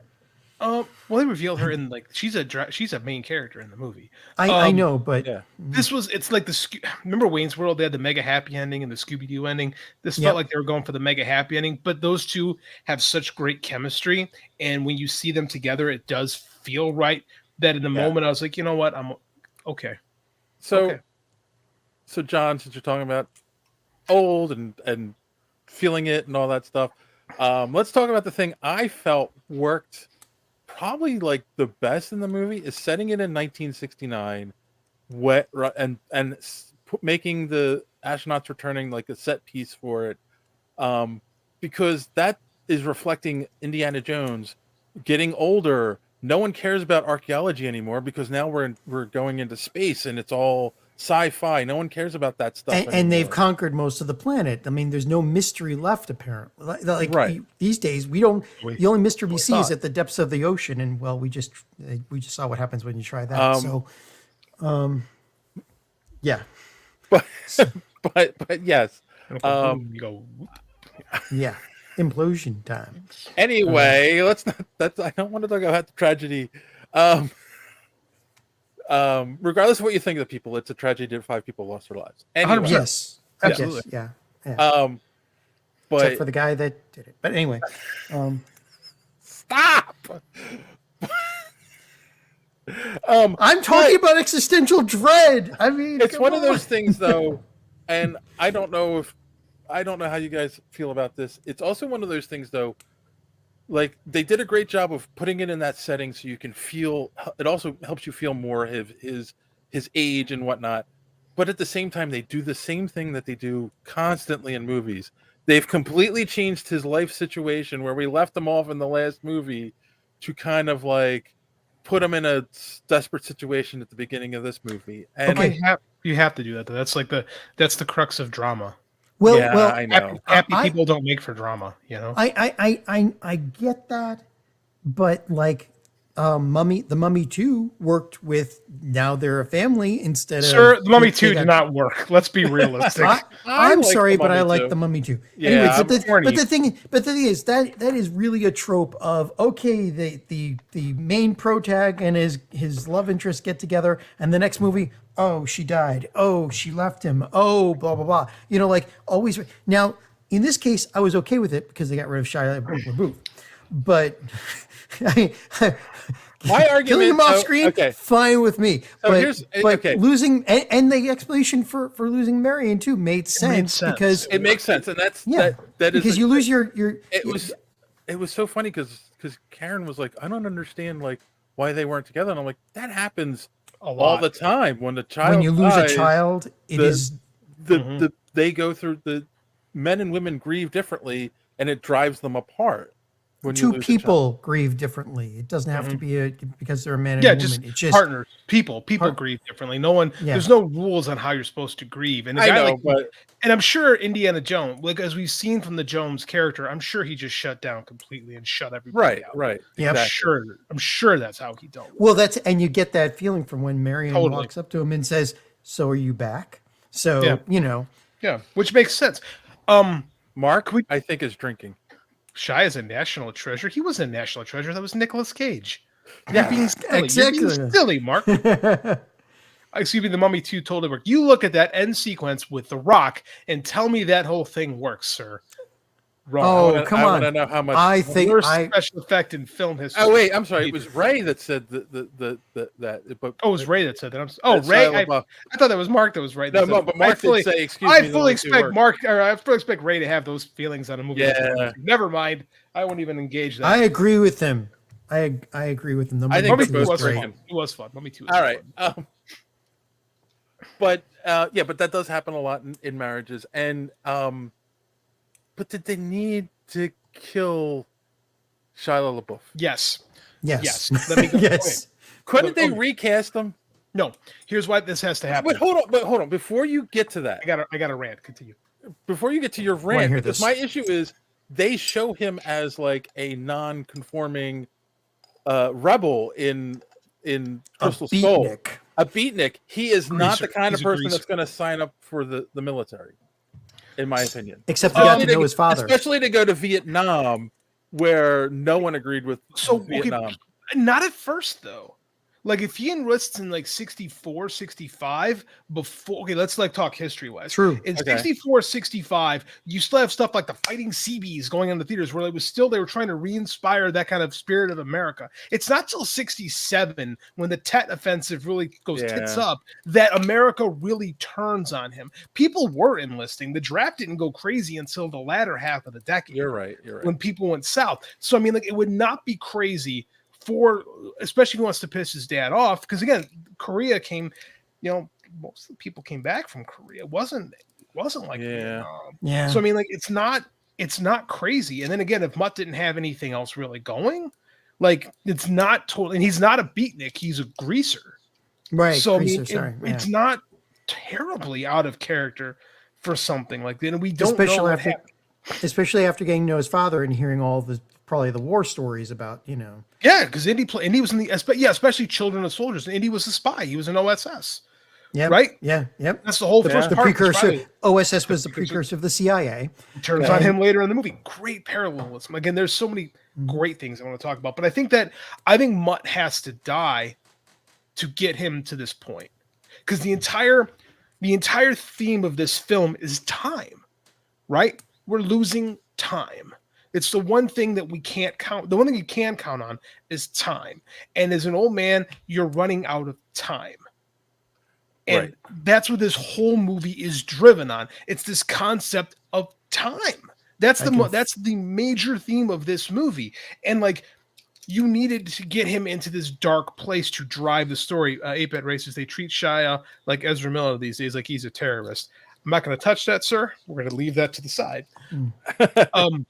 So I thought that it makes sense, because again, when you've had this great life and there's far more days behind you than in front of you, what do we all want? Like John and I think we both had the same feeling after this movie of feeling kind of old after seeing your heroes breaking down in front of you, and wondering, where did the time go? What's in front of us now? Like, what can I? Yeah. I want to do something interesting. Yeah. It's like, but thematically, it was so good. Yeah, So and just to go with the Shia LaBeouf army thing, King of the Crystal Skull was set in 1957. So by 1969, he had plenty of time to hear all the wonderful, neat adventures of his father and decide, I'm going to go, do adventure stuff too. I'll join the army before that happened. And then the other thing is, I kept wondering, why did they move him from Connecticut to New York? And I was thinking, like, was he that distraught? But he's been there for 10 years, because that's the whole thing. He was retiring in the movie. So it was like, oh, maybe Marion was living in New York and he moved to where she lived. Like, that makes the most sense, right? Like, it feels like she's down the road when she delivers the groceries. Exactly. It doesn't feel like she traveled in from out of It's state. just one of those weird things that's not really explained in the movie, the move, other than like they want it to take place in New York. I think they wanted to take place in New York, so I think they had the set piece in mind with the Apollo parade. Yeah. I think that's why they wanted it in New York City. It's a little weird, especially for an older guy to move into the city, but I'll allow it. At the time, better jobs for what he was doing. I mean, for an archaeology professor, you'd have a much better job there than you would in Connecticut at the time. Yeah, maybe. I've never been a college professor, so I cannot. Yeah, exactly. I cannot speak to that. But yeah, man, I love the motif of time and how to deal with it, and man, it's really well done. This is a scene though that I didn't think was well done. I thought this was the oddest thing. Speaking of professors and all, so they do this. It's exposition. Like, he's retiring. They say that he's been there for 10 years. They give him the clock, which is a nice little touch, and then he gives it to a bum because it's like it's time. I don't need to be reminded about my time. But here's the thing. This is what's odd about it. He's teaching a class. He's telling them, you got to know this stuff. It's going to be on the test. So it's not the end of the semester. He walks out of the class and it's like, happy retirement. It's like, wait, what? The final could be next week though. And it was like a surprise retirement. We do that stuff all the time. Retirement parties at schools before the year is out. Because what is he going to be doing after the final? He's going to be grading papers. They're not going to have time for a I don't know. It just felt odd. Like, I feel like they would have done it after. Well, he could have just announced it too. With everything going on with Marion, he would have just announced it. So they're gonna, they would have done that. It is a little plot. It is a little bit of plot convenience, but I don't think it's a bad idea because he is pushing the final. The final could very well be the next day. I haven't looked at the timeline on when the parade actually happened, but I'm in this for the purpose of the story. I'm willing to like forgive it all. And then Karen's question when he's teaching that class, he didn't question who Helena was at all. Who this person showed up and is answering all the questions. Who's never been in his class before. You think most college professors pay attention to who's in their classes? Probably. Yeah, at that point, he was especially done, when they're too. ready to retire. I had so many professors in college who did not know who the hell I was. Okay.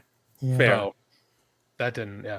If like, and again, there are not a lot of kids in that class. What I really liked about that scene was the parallelism, right? Yeah. Because it bookends the scene in Raiders of the Lost Ark, right? He's teaching about the Ark of the Covenant. Now he's teaching about the Battle of Syracuse.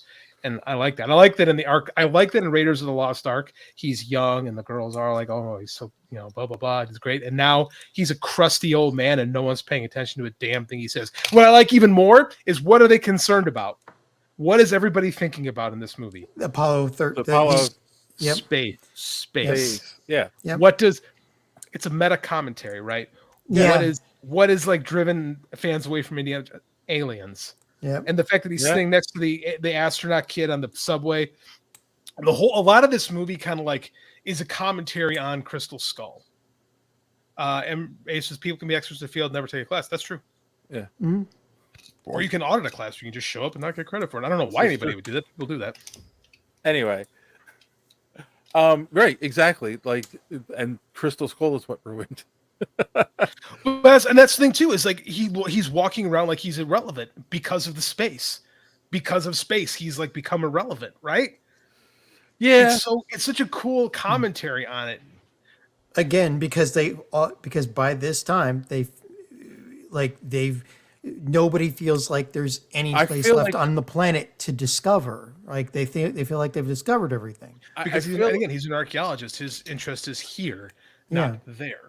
I feel like there's an alternate timeline version of this movie where Indy is running around NASA going, no, don't do this. There really are aliens out there.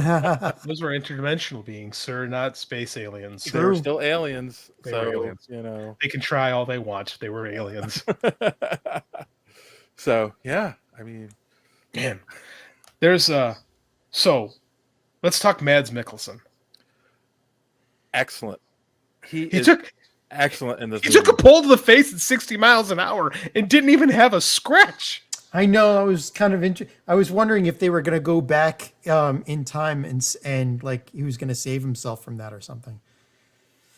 Yeah, Ray's right. Where he goes, aliens was not the norm of Indy. People crap on the aliens thing, but we did gods 3 times before. I agree. I did not have an issue. My issue with Crystal Skull is not the aliens. It's everything else is the problem in Crystal Skull. What were we just talking about before I read Ray's thing? Dr. Voller and Mads Mikkelsen and his indestructible face. His indestructible face. Yeah, you're right. He is so good at being an evil. It's great. And it fits because back then. Yeah, Project Paperclip. Werner von Braun. They basically told us Werner von Braun was the bad guy in this movie. Yeah, they hired in real life. They hired anybody they could get for the space race for Project Manhattan. Yeah. It didn't matter what they did over in Germany or any of the Axis powers. They would hire them. Weren't some of them also some of them extradited before the war was over to help build the nuclear bomb? Yes. And we're going to go see a movie about that. We're not going to see it. I want to see it. We're going to talk about that one later. Yeah, I mean, I just think the performance is so good. And again, another guy, they have the exact same motivation. Time. Old man, running out of time. I can do this. And he is like, I love the idea I'm going to go back in time. It's the most cliched reason to go back in time. But from him, it's like, whoa, what are you going to do to go back in time? I'm going to kill Hitler. I know. I can do it myself. It's perfect. Yeah. There is, and I forget the name of it. I'll have to look it up while we're talking. But there is a quick little wiki. I think it's History Wiki or something like that. But it's basically a conversation on a forum board about time travelers and how everybody who discovers time travel, the first thing they always do is go back to try and kill Hitler.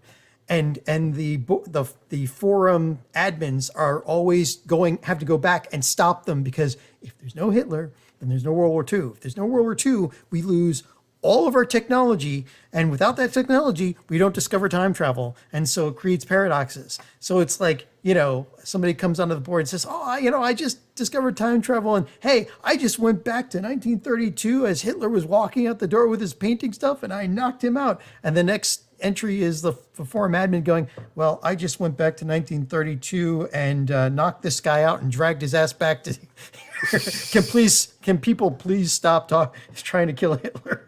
It's like, but yeah, like that took me by surprise. It's like, I'm not going to go and show Hitler, the power of this time travel thing or whatever. It's like, I'm going to go kill him.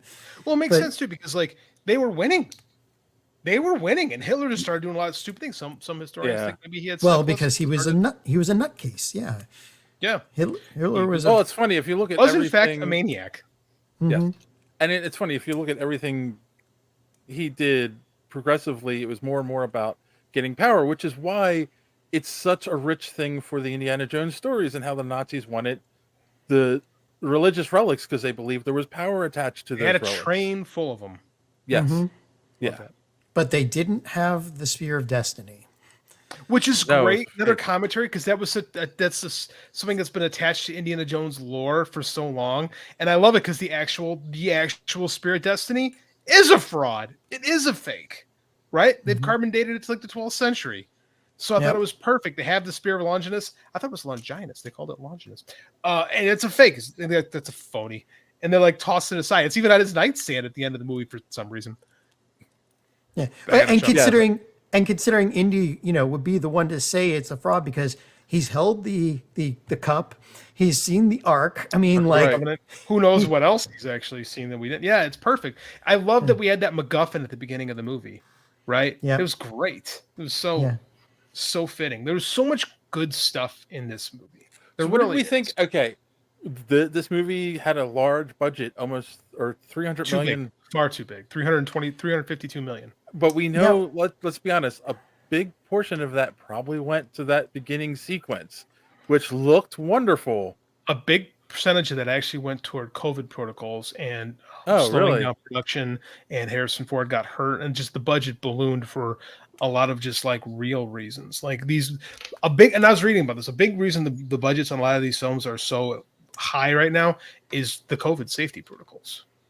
Right, they had attached so much other stuff to movies on top of the other wasteful spending they normally do. I don't think the AI cost. I'm sure it was expensive, but I'm sure it wasn't that expensive. And they look great. I thought. What did you guys think? You guys are harder than stuff than I typically am, but I thought Harrison Ford looked good. Okay, I'm gonna say that's the best I have seen it thus far. I saw a video where Harrison explained it to his knowledge of how they did it. They basically took all of the footage of his face. From all from Star Wars and from Indiana Jones. Yeah. Put it into a computer and let the AI pick what was the best picture for the angle and the lighting for that shot to put over his face, and they would just mine from that until it looked perfect. And then but you could tell when he talked.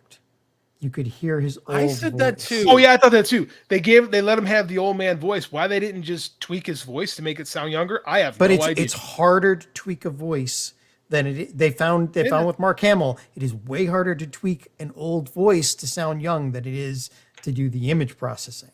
Well, they could just Mark Hamill sounds well because they used an AI to do the voice. They could have had Harrison Ford deliver all his lines and then use the AI to replicate it. They don't quite have it down yet, though, to what they have with visuals. Or hire an impersonator who could have done Harrison Ford's voice in what would have been probably 1994. That probably would have worked, except that probably Harrison Ford would have nixed that. Yeah, I know 100%. That's exactly what happened. Yeah. You didn't have to tell him. You could. Well, his agent would have nixed that, right? Yeah. No, Harrison Ford. That ego. Oh, big time. True. Big time. But the scene ruled. I after that scene was over, I'm like, I can go home now. I feel like I just watched a great Indiana Jones movie. It was amazing. Again, as somebody who saw the original movie in the theaters, old enough to remember it all, and boy, was that a special time! Like that movie back then was, just that one stuck because it was just so different from everything. But this had the same feeling. put a pin in this conversation because I think we need to talk about that at the end because I think this is a good statement on where we are in Hollywood right now. With it has to make $900 million to be profitable. It's not going to, by the way. Yeah. Oh, what else did you think that was cool about this movie, Dave? Like, what worked really good for you? Let me think. I liked, like I said, the setting. I didn't, the old voice stood out to me, but I can let that go, right? Yeah, I felt absolutely. Yeah. Mm-hmm. Minor nitpick. I loved all the chase scenes. Like they were Indiana good. Jones. Yeah. They were all Indiana Jones worthy chase scenes, right? Like, there is a lot of juxtaposition. The whip, him using the whip, and then everyone pulls out a gun. I felt like that was a juxtaposition to Temple of Doom, or no, Raiders. That was Raiders. They did the juxtaposition in Temple of Doom though, because he didn't have his gun. Pretty sure they've done something similar in every one of them, but yeah, it works. Probably It works really well here. Let me think. I thought no, I'm not going to say anything negative yet. I like the ending. I'd really like, me, I'm a happy ending guy. So yes, even though Indy didn't get what he really wanted, he never does. I like that he ended up with Marion, and that's the only thing that kind of redeems Helena is she's showing him here's why you had to come back. Here are the people that care about you that would miss you. Exactly. But and that makes you happy, and they like, oh, where does it hurt here, or where doesn't it hurt? Like that was a very touching scene. It really works. It's a great way to end the story. Karen Allen's great. I love the subway horse. Wasn't that good? That was God, that was great. That again, classic Indiana Jones. I do. So Ray just made a joke. Hopefully, it sets up a short round spin up. I do wish they'd have brought short round back. Oh, how about the cameo from Antonio Banderas? That's weird because he comes in to do real weird scene. But they killed him off. Well, it's fine. He didn't have to live. But I mean, like, it was just like, hey, Antonio Banderas. Here's a question: does this movie work better if you replace Helena with short round? In my opinion, yes. Nah. Yeah. Because they have a relationship. That's what because there's already an established relation so the emotion's going to be there more than with a character they just made up for this movie. Right, but did you wait a minute now? Did you catch that Ethan Isidore, right, Teddy, that he met? It's a short whole thing. Yeah, he met Helena in the exact same way that Short Round met Indy, right? Yeah, it's totally meant to because you're supposed to think of her as Indiana Jones and have all these parallels, except she doesn't have any of his charm. Yeah, in my opinion. I like Teddy. Teddy was fun. Yeah, he worked. Yeah, kid can have a good career ahead of him. I do think it's a better movie with Short Round because again, there's another level of disappointment if you find out Short Round just kind of never became a better person. He just kind of stayed kind of a scam artist.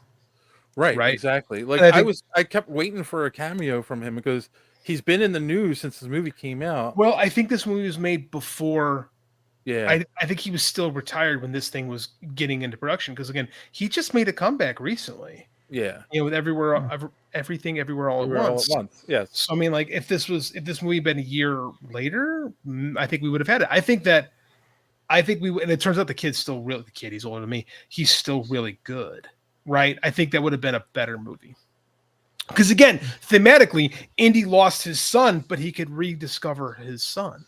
Right? Exactly. Yeah. No, I do. I think there's a better movie if it's Short Round instead of the magic family member that I never met till just now, that we never met till just right now. That's convenient for the plot.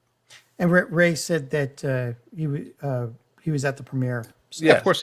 Yeah, that's why I keep seeing him pop up in the news because they're talking. Because I think everybody's saying the same thing right now. Well, I should have had Short Round, and I'm sure Mangold's like, well, if I'd have known he was acting again, I'd have put him in the damn movie.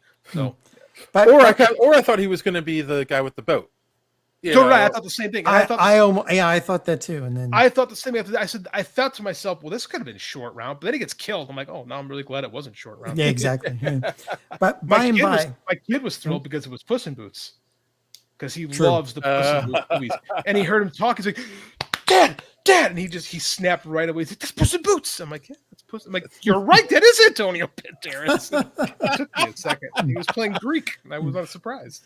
By and by, this is the 8th most expensive movie of all time. Wow. So Pirates of the Caribbean, Stranger Tides was first with $375 million. Avengers: Age of Ultron at $365 million. Then Endgame at 356. Then Avatar: Way of Water at 350. Infinity War Avengers 325. Pirates of the Caribbean again at World's End at 300 million. And then Justice League at 300 million, and then this one at 294.7 million. The 294 is like the low end, because the high end they're estimated was 329 for this movie. I thought I saw 350 too, but I mean I could be wrong on that. But yeah, it's all over 300 million. It didn't have to be. This movie did not have to be this expensive. Like, but again, it was done a lot during COVID, so it was, and that boosts costs. But again, there's things we could have not.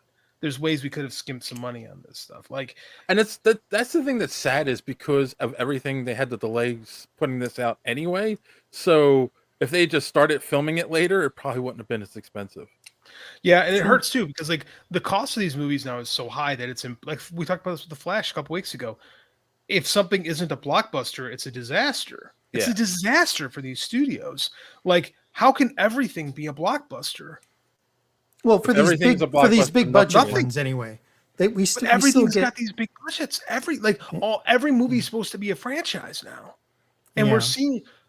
I don't think it's superhero fatigue. I think it's franchise fatigue. Yeah, I think people are getting tired of franchises. I also kind of feel like can we be honest here? Like, I'll be honest. I got no problem being honest. How does this movie appeal to the key demo, the 18 to 35-year-olds? That's what I was saying in the beginning, though. It's this movie doesn't really translate to that demographic these days. Here's the thing. It's a nostalgia thing. Did you watch this movie with your dad growing up? Yeah. Right. Was this part of how you grew up? Was Raiders of the Lost Ark and Temple of Doom? Like, was this? Because again, I took my 7-year-old. He knows these movies because of me, and he's like, "Dad, this is the best Indiana Jones movie ever." That's one of my greatest memories as a kid. My dad took me and my one brother to see this movie. Mm-hmm. I came home and I was singing the theme song for weeks. Because Williams, John Williams, greatest of all time. But I mean, Raiders of the Lost Ark is such a great movie. Yeah. Oh, it is. It's one of the best. It's a perfect action film. It's one of the best action movie where the main character just makes everything worse the entire time, but it works. It works so well. Like, I think that this movie is driven by, and I think this is part of the problem why you're not seeing that, because if you didn't grow up, like if you are in the 18 to 34 and you didn't grow up with this movie, if this wasn't part of what you were into, I could see this being like, oh, this movie's for the old heads, because it kind of is. So they're relying on people like you, JD, to bring their kid, because you've shown them the original movies, and yeah. Can we point something out? Raiders of the Lost Ark and this movie both suffer from the same issue, which is Indiana Jones is totally inconsequential to the outcome of the movie. Not in this one, he isn't. Not in this one, he isn't. Why does Schmidt, I can't remember his real name, put Indy in the plane? Why didn't he just let him die? Right. For what? Why probably villain hubris. Yeah, I mean, that's it. I mean, it was plot-induced stupidity, which again I'm fine with, because like the Nazis, why did they tie up Indy and Marianne when they opened the Ark of the Covenant? Why did they just go, okay, you're dead, and then they all die? You know what I'm saying? Right. Like, well, no, he was trying to prove something to Indy. Because Indy was his rival. But he wanted to show Indy that it would have been easier if it would have made far more sense if the villains had just killed him. Right, but like again, in the first one, that was a rivalry. He wanted to show Indy that he was better. But I get it. Same in this one, but still. But without Indy, the Nazis end up in 200 BC, and then the catapults take the plane down, they crash, and they die. Yeah. So, and with or without Indy, the Nazis open up the Ark Covenant and they all die. Yep. He is inconsequential to how the movie In fact, ends. if Indy doesn't stick his nose in, they probably open the Ark in Berlin and the Nazis are wiped out. Yes. Well, yeah. So he makes things worse. That's an old. What's that comedy series called? The one with all the genius. What's that? How it should have ended? Or is that...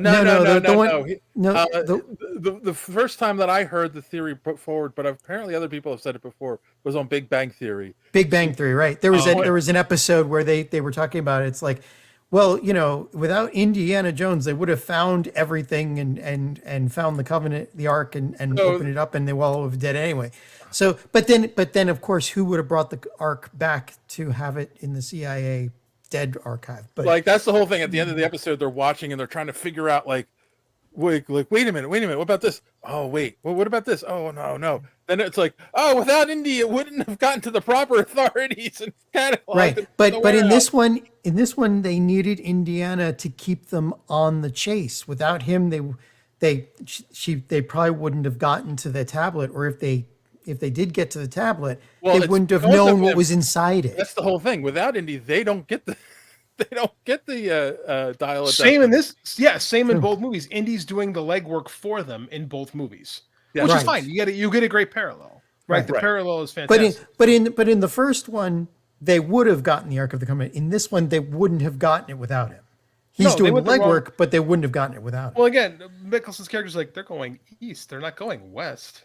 Right. And Indy should have thought of that. It's like, we should backtrack a little bit, go east and then take a big loop. They're worried about their fuel and not haha, we pulled you after you. Why is it going that way? It makes, but it's fine. People make mistakes, which is what makes stories and drama work, because people mess up, because you mess up, everybody messes up. We all screw up. Yeah. So no, but it's fun. And the thing, I don't have an issue with it. It's a fun thing to point out. Yeah, for sure. Because I can see people hating that about the movie. Oh, it's totally inconsequential. That's not the point. The point is the adventure. That's the whole point of these movies. It's the adventure that Indy goes on. Especially this one. This is his last one. This is his redemption. Yeah. But by the way, the plane, when they go back to the battle, that plane has the same problem of all movie planes, where you're a plane, but you're going to fly really close to the danger. You could have been flying at 10,000 feet. They never would have even seen you. But no, you got to fly right down to where all of those huge ballistas are. To be fair, I think that they were they were a little bit in disbelief of what was happening. True. So I think they needed to see for themselves, because they thought they were in 1939. All of a sudden, they're in 215 BCE. So I think you have to go take a look. And I think it is completely within villain hubris to think these things can't possibly take us down. It's not even thinking about it, until there's a giant spear in it. I call it an Ewokism. There's no way these little teddy bears can beat us. Right. By the way, did you catch the fact that Archimedes asked them what time they came from? And this is that temporal bootstrap problem, right? So he was trying to figure out how to create this thing. They show up with the finished thing. He looks at the finished thing, goes, Eureka, now I know how to finish the one I'm making. Then he asks them, what time did you come from? So that he could use that to set it to make sure that it all happens. To make sure that it all, because in the end, the thing, the dial only went back to his time. It did not go anywhere else. It was not a time travel device. It was only because again, he's looking for a way to beat the Romans. Good plan, by the way. Yeah. Turns out the people that showed up were the Nazis. Great time travel story. I mean, it would have been perfect if they brought back an F-22 or an aircraft carrier, but instead it got in the hands of the Nazis. But I like these time travel movies where, again, the title's always The Dial of Destiny. This was all supposed to happen. Right. Because it already did. Right. Yeah. So again, you're playing by the will of things that have already happened. I really appreciate that. Mark says the Indiana Jones movies are always built on the same formula. He chases them, then they chase him, magic, then credits. Yes, that's why we go to these movies. Right. They work. So it's funny though. I will say this. when they find Archimedes' tomb and they see the propellers on the tomb, and then they see him wearing the watch. That was and awesome. And they make the assumption that, oh, he used this and went forward in time.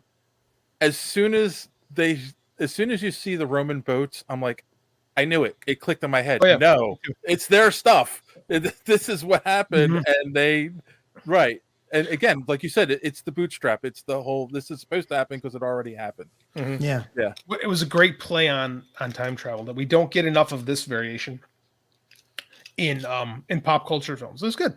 It was solid. I have a question. This movie's a failure, right? Technically, yes. Technically, but I think that it's a really good movie. So. I think it's a good movie. It's a movie that if it made 150 million 10 years ago, it would have been a major success. Yeah, but now, like I said, we have pushed ourselves into a spot where something like this tracked poorly. Yeah, it tracked poorly. If they had released it 10 years ago, there would have been more drive for it because the culture would have been more accepting of it. But this movie couldn't have happened 10 years ago. I don't know if it's a cultural thing. I really don't know if it's cultural because so much of I think that we are so reliant on nostalgia media, right? Everything is nostalgia. Yeah. Everything is based on something else. And I think what's happening right now is the only thing that has really worked this year is Guardians of the Galaxy and Mario Brothers. Mario Brothers is nostalgia for us, but it's current for my kid. Right? Kids have always played Mario. Yeah. So they had that built in. I think the franchise thing and the nostalgia wave might be ending.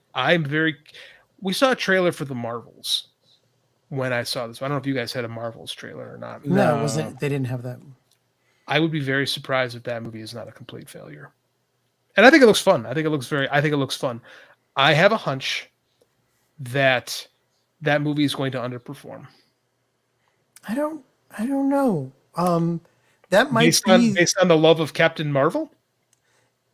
Well, I think actually that might be the first movie that starts the next real phase. But I think it's gonna. I'm not talking about content wise. I'm talking about reception. Yeah. Because again, what do we talk about with Secret? I just posted a thing in one of my Discord groups that Disney is really disappointed with the performance of Secret Invasion. It is performing well below all the other shows that they've put out. And yet I think it's better than a lot of the shows they put out because it doesn't matter how good it is if no one's watching it. I know. That's the problem we have these universes and these franchises is when people are finally kind of over it, they just stop watching. Here, that's the whole thing. I think it's not even so much whether it's good or not. It's too much. Mm-hmm. Like it's so tough. Okay, you're gonna give me 4-5 Marvel movies in a year. Bro, like I talked an about Indiana Jones, a Star Wars, 2 DC movies, and let's resurrect Pirates or something, right? Well, and Star Wars or Avatar. Yeah. Star Wars is playing it a little bit smarter right now as they try to rebuild their franchise through TV stuff. So they've started small and now they're going to kind of try to go bigger again. Maybe that's a good move. Maybe it isn't, but they've kind of tried to re-win fans with these Disney shows, right? Where the Marvel Disney shows feel like more like company pieces. And again, I watched the Marvels trailer last night. Looked fun, looked good. I watched the Civil War trailer with Andy earlier today. There's no comparison. There's no comparison from where we were to where we are.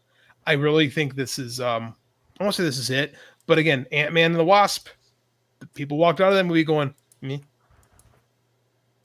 Well, that in defense of that, it was kind of meh. I mean, it was kind of meh, and it was supposed to introduce our next big. And it's supposed to introduce our next big villain. But it's also, but it also should be like, it should be okay that it's meh because you shouldn't be worried about it having to be a blockbuster. But these movies are supposed to be. That's the problem. I'm getting to. Everything is supposed to be a blockbuster. So again, it's going to be like, and again, are we going to get to the spot now where Disney's going to need a hit? We talked about how Warner really needed a hit and they didn't get it. with the Flash. Yeah. They're not going to get it with Aquaman. Maybe Blue Beetle can surprise some people because it looks fun. Maybe good word of mouth can help that thing. But I'm starting to think we have reached beyond the saturation point. So Drew's making a point here, which I think confirms what you're saying. Mm-hmm. The Secret Invasion, but Secret Invasion doesn't have any superheroes. I watch a ton of mindless kid stuff, so I am very selective about what I watch. Exactly. People are getting more selective because you're oversaturated this market. And Captain Marvel has become a dividing point between a lot of fans. Based on that, you're going to have lower box office returns because everybody doesn't love it. Whether it's good or not. Whether it's good or not. Doesn't matter. Justice League. Look at Flash. The Flash was a good movie. It had problems. I know you didn't like it. Dave and I liked it, but we can admit that it has problems. People didn't even go. It doesn't even matter if the movie has problems if nobody goes. Right. It doesn't matter that this is a fun Indiana Jones movie if no one goes to see it. No one goes to see it. And that's the problem. It's not it has nothing to do with Phoebe Waller-Bridge. It has nothing to do with Harrison Ford. It has nothing to do with anything. But not enough people want to see it. And we're also at the point now where this movie got bashed by a lot of critics. And I don't know why. It wasn't that bad. I mean, it wasn't because people are being more selective, they are sitting there going oh well, most of the critics didn't like it, so I'll wait. Well, it's all that Rotten Tomato score matters, man. It's also battling the Crystal Skull problem. That's true, right? Mm-hmm. Because people saw Crystal Skull with I don't want to see another old man Indiana Jones movie and watch the fridge get nuked. But the reviewers, the critics, I don't get that at all. There's something wrong with the critics because there's no reason they should be bashing it that hard. I feel like I think it's franchise fatigue, man. I think it shows like us, and I mean internet-based shows that have kind of ruined things a little bit too, because I feel like it becomes popular to bash on something. If the first 5 people bash on it, then it's I don't want to be different than them, so I'm going to bash on it too. And it becomes a cascade thing. And it's harder for... No, see, Dave, well, you're right, because when we post negative stuff at the fight game, when our videos tend to veer the negative, the quick hit videos, the count, the watches go up. Right? And that's the other thing. And then it draws in viewers. Oh, well, they're saying this, so I'm going to say it, and it draws in more viewers and blah, blah. And it becomes a thing, and it's just and then they get rated into especially if they're popular enough, they become part of that score on Rotten Tomatoes, and people see that and they're like, oh, well, people aren't liking it, so I'm not going to go see it. And there's a lot of movies I think that fall victim to that. That just oh man, this movie stinks. Everybody says it stinks, it must stink. And you watch it, I feel except and then there are movies like Captain Marvel that get bashed because of misogynistic crap. There was a lot of misogynistic crap, but that movie had issues too. Brie Larson does not have a very good performance in that movie. Her later outings as Captain Marvel were better. She's better in the Avengers movie than she was in her own movie. There's flaw. Captain Marvel's that's direction though, right? It is direct, but that's the movie. You have to judge the movie based on what the movie is. I know, but it still wasn't as. It still even with that, it still wasn't as bad as the hit it took because of all these people that really hated Brie Larson for some reason. If there's people that really hate what you're doing, you have to knock it out of the park. You have to deliver an A if people are against it. If you have people that are ready to, we've watched Justice League specifically to shit on it, and we didn't. We all were like, oh, this isn't bad. I also think we're just as guilty. I also feel like a lot of critics don't. I don't know if the critical eye is the right way to say it, but they have a tendency to sit there and go, "Oh well, Helena character ruined this movie for me, so the movie is terrible all over. There's nothing redeemable about it." And it's no, you got to be able to take that part out and say, I like this part and I like this part. Where does it balance out? It balances out to a 68. That's the problem. You know what I'm saying? Is these people that try to and this is why I hate this is why I hate scoring things, and I tend to make it like a joke because, like, I think, and that we see this in wrestling too. You're like, well, how many stars was that match? And it's like, oh, if it's less than 4, I'm not going to watch it. You know, it's not worth my time because we're all so divided on time, right? So I think that a lot of these people, they have to, like, if you weigh something out and you take away what you like and add what you didn't like, you wind up with a score that's like 60, 70. But when you break that down into like I always do, well, that's a C, right? Because that's what I related to school. 70% was a C. So I mean, like, I don't like doing this. I don't like to quantify the things that I read and watch and stuff like that. Like, is it good? Yeah. Is it bad? Yeah. Was it okay? It's okay. You know, like, I don't like getting any more granular than that because, like, I think it does. I think we get too way down in the minutia of it. That I think has a negative effect. I truly believe that. How many people rush out to see a 2.5-star movie? Not a lot. You know what I'm saying? Right. Yeah. But I mean, like, you watch it, you're like, oh, it's all right. You know? And here's what I was saying. Like, it's fighting Crystal Skull too. Right. Drew said, I'd be interested in your thoughts on Crystal Skull. That one is what's driving me off of this one. Drew, Crystal Skull doesn't exist. This was the actual 4th movie. No, Crystal Skull has to exist to get us. I mean, it does exist technically, but this movie is like in the vein of the others. It's the Chuck Austin run on X-Men. We don't get to Grant Morrison if we're not here. Yes. Yeah. You know, that would be my comic. You mean Crystal Skull was like? Yeah. It was the Chuck Austin famously terrible X-Men, the Howard Mackie Spider-Man run, if you will. It's not good, but this is better. Classic got a good point here. They are releasing stuff way fast on streaming now. Yeah. Streaming. Classy says streaming kind of ruined it. You can wait like 45 days to see for $15 on your streaming service compared to like 80 at the theater. That's true, dude. 80 is not exaggerating. We went to the late nights, to the nighttime screening, not the matinee. We should go to the matinee. The 3 of us, and I was going to get popcorn and drinks for everybody, and it wound up at $80. And I'd be like, I can't do this. So I had to like scale back, and then we got there to buy the drinks and popcorns anyway. So yeah, it was like an $80. It was probably a $70 to $80 trip for the family to go to the movies. When you're right, wait 15 days. We have this show, but I would have gone to see it anyway because I'm a theater nerd. Not a theater, that means something different. I'm a junkie. That's something totally different. I like the experience of going to the movies. I love that. I hate Nicole Kidman. God, I'm sick of seeing that thing, that little propaganda piece for every AMC movie.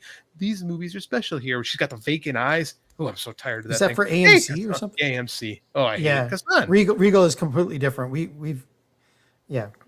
get Maria Menounos, which is fine by me. I mean,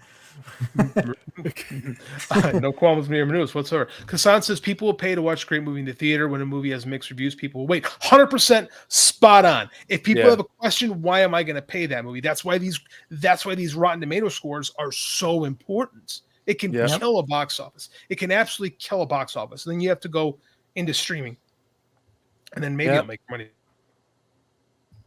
Yeah, we still know how much streaming you make off of these movies, right? That's part of the problem, man. It used to be very easy because you could take how much you made at the box office and then how much in rentals you had for VHS and then DVD. But now with the streaming, it's what do they call it? There's no middleman. Not amorphous. It's fungible. But it's fungible. So you don't know, you can't take, there aren't any hard numbers. It's completely fungible. You don't know what part of the streaming's proceeds are for that movie. Mm-hmm. So it's hard. Well, unless you buy it on Prime or something like that. And even then, those numbers don't get, it's not like box office. They never tell us. They don't get reported. Yeah. Right. And it's not like I was just having this conversation too. The Nielsen isn't what it used to be because cable is so small, and so people are fighting over like tenths of a percentage point, which can mean like 100,000 viewers in some cases. So I mean, like these time-honored tests we had for what works are broken, and we're in different territory now when we have to figure out if a movie works or not. Because how many movies have we all seen that struggled to find an audience at the theater, but became beloved on home video? Like The Nightmare Before Christmas is one that always pops in my head. That was a tremendous failure at the box office. Big Trouble in Little China. Oh yeah, that's a great example too. One of my favorite movies. The Thing. The Thing is The Thing everybody hated when it came out. People didn't even like The Thing until like 2000 And now it's one of the greatest horror movies of all time. Citizen Far Kane. none. People hated Yeah. Citizen Kane when it came out. That was part of the Hearst propaganda mission to destroy it. But it wasn't until like the 70s people started going, Kane's really good. Like this. Well, we let the box offices dictate these things far too often. Speaking of time-tested ways to do things, well, we got to do it. We got to wrap this one up. And we got to go around and give a score. I hate scores. I'm going to make a joke. Yeah, classy. COVID fucked everything over. COVID fucked a lot of. We're still feeling the effects of COVID. Just because it changed so much in how we do things too. So, did you listen to our COVID era shows? There was a lot of times we were just trying to come up with stuff to talk about. We were struggling. We'd be like, "What the heck are we going to talk about this week?" We're reviewing like 30-year-old comic books. There are a couple episodes where we do them once a week, and I was wearing the same shirt in every one because I never left this chair.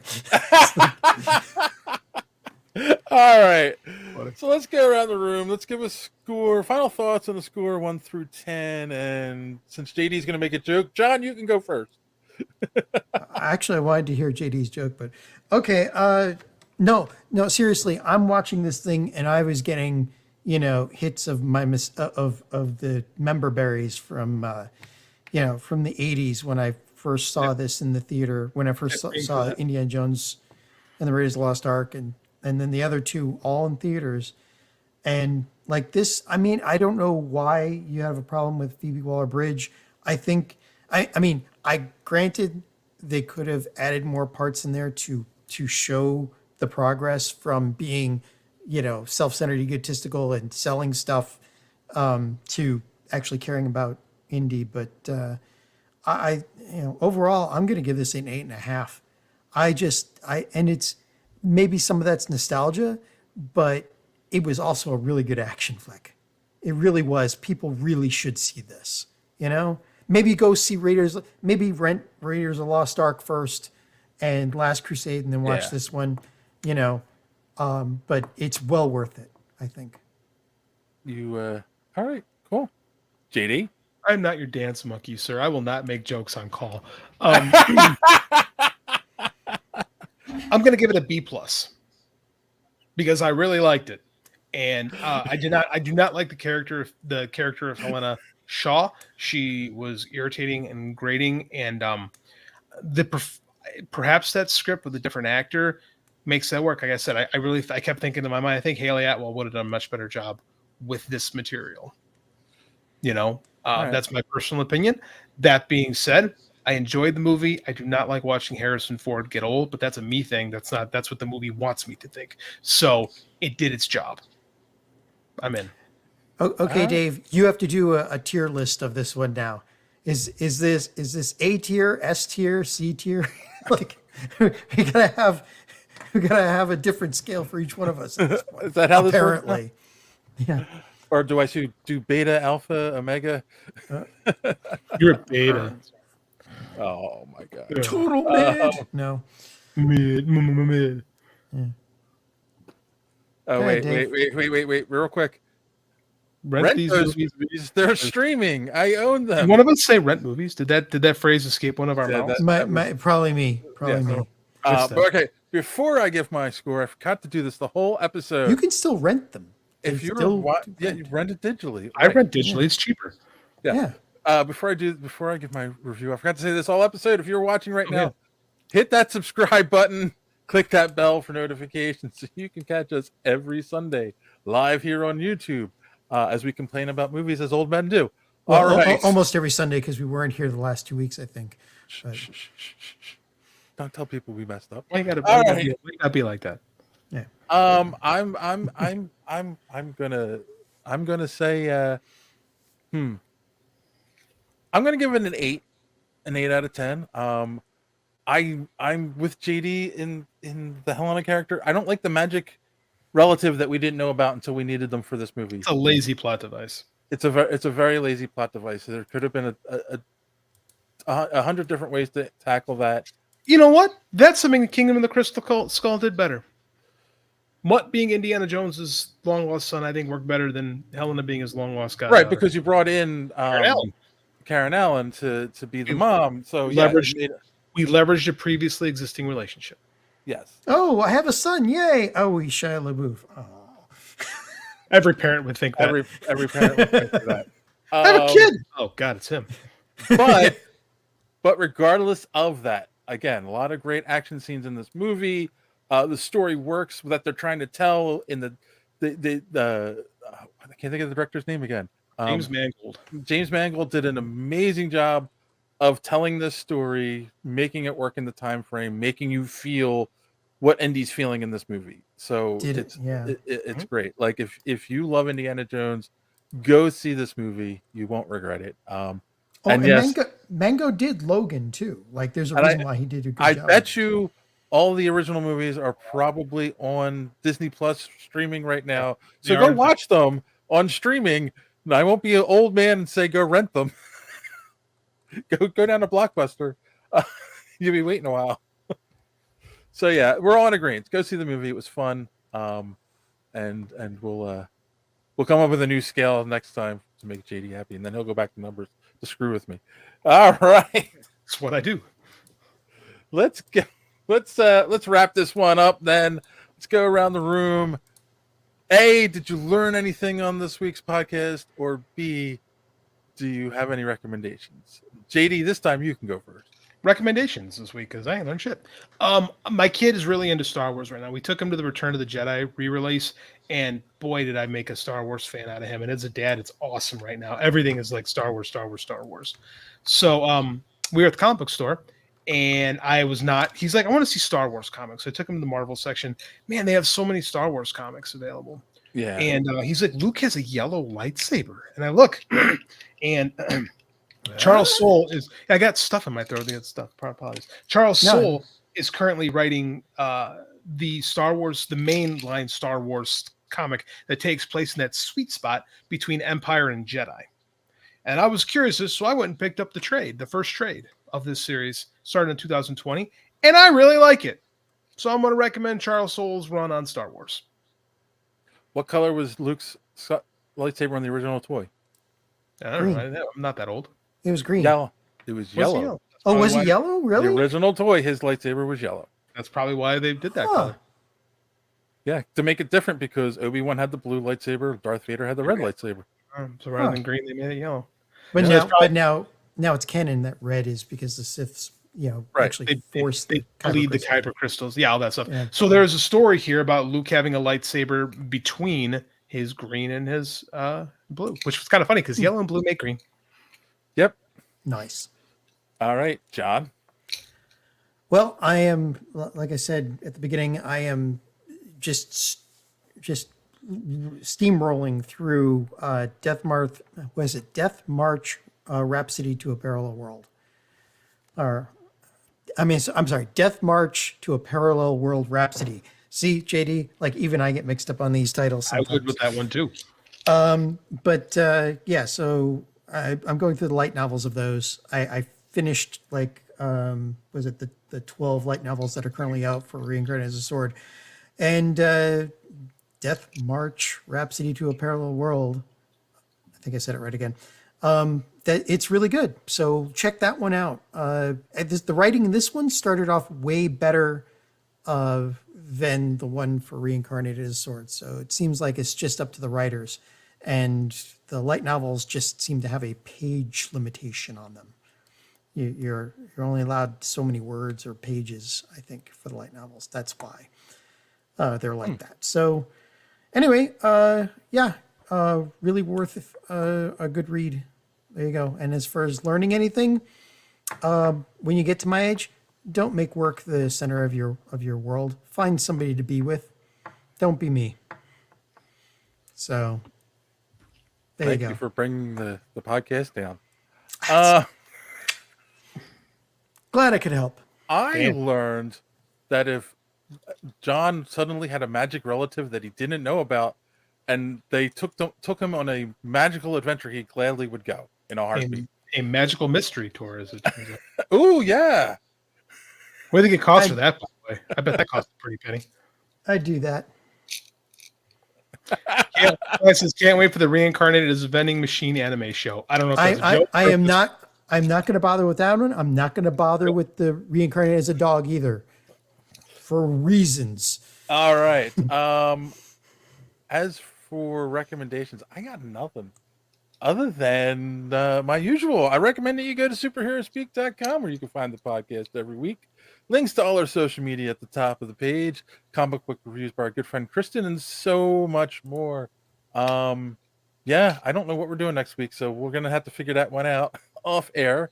And yeah, on that note, don't forget, hit that subscribe button and click that bell.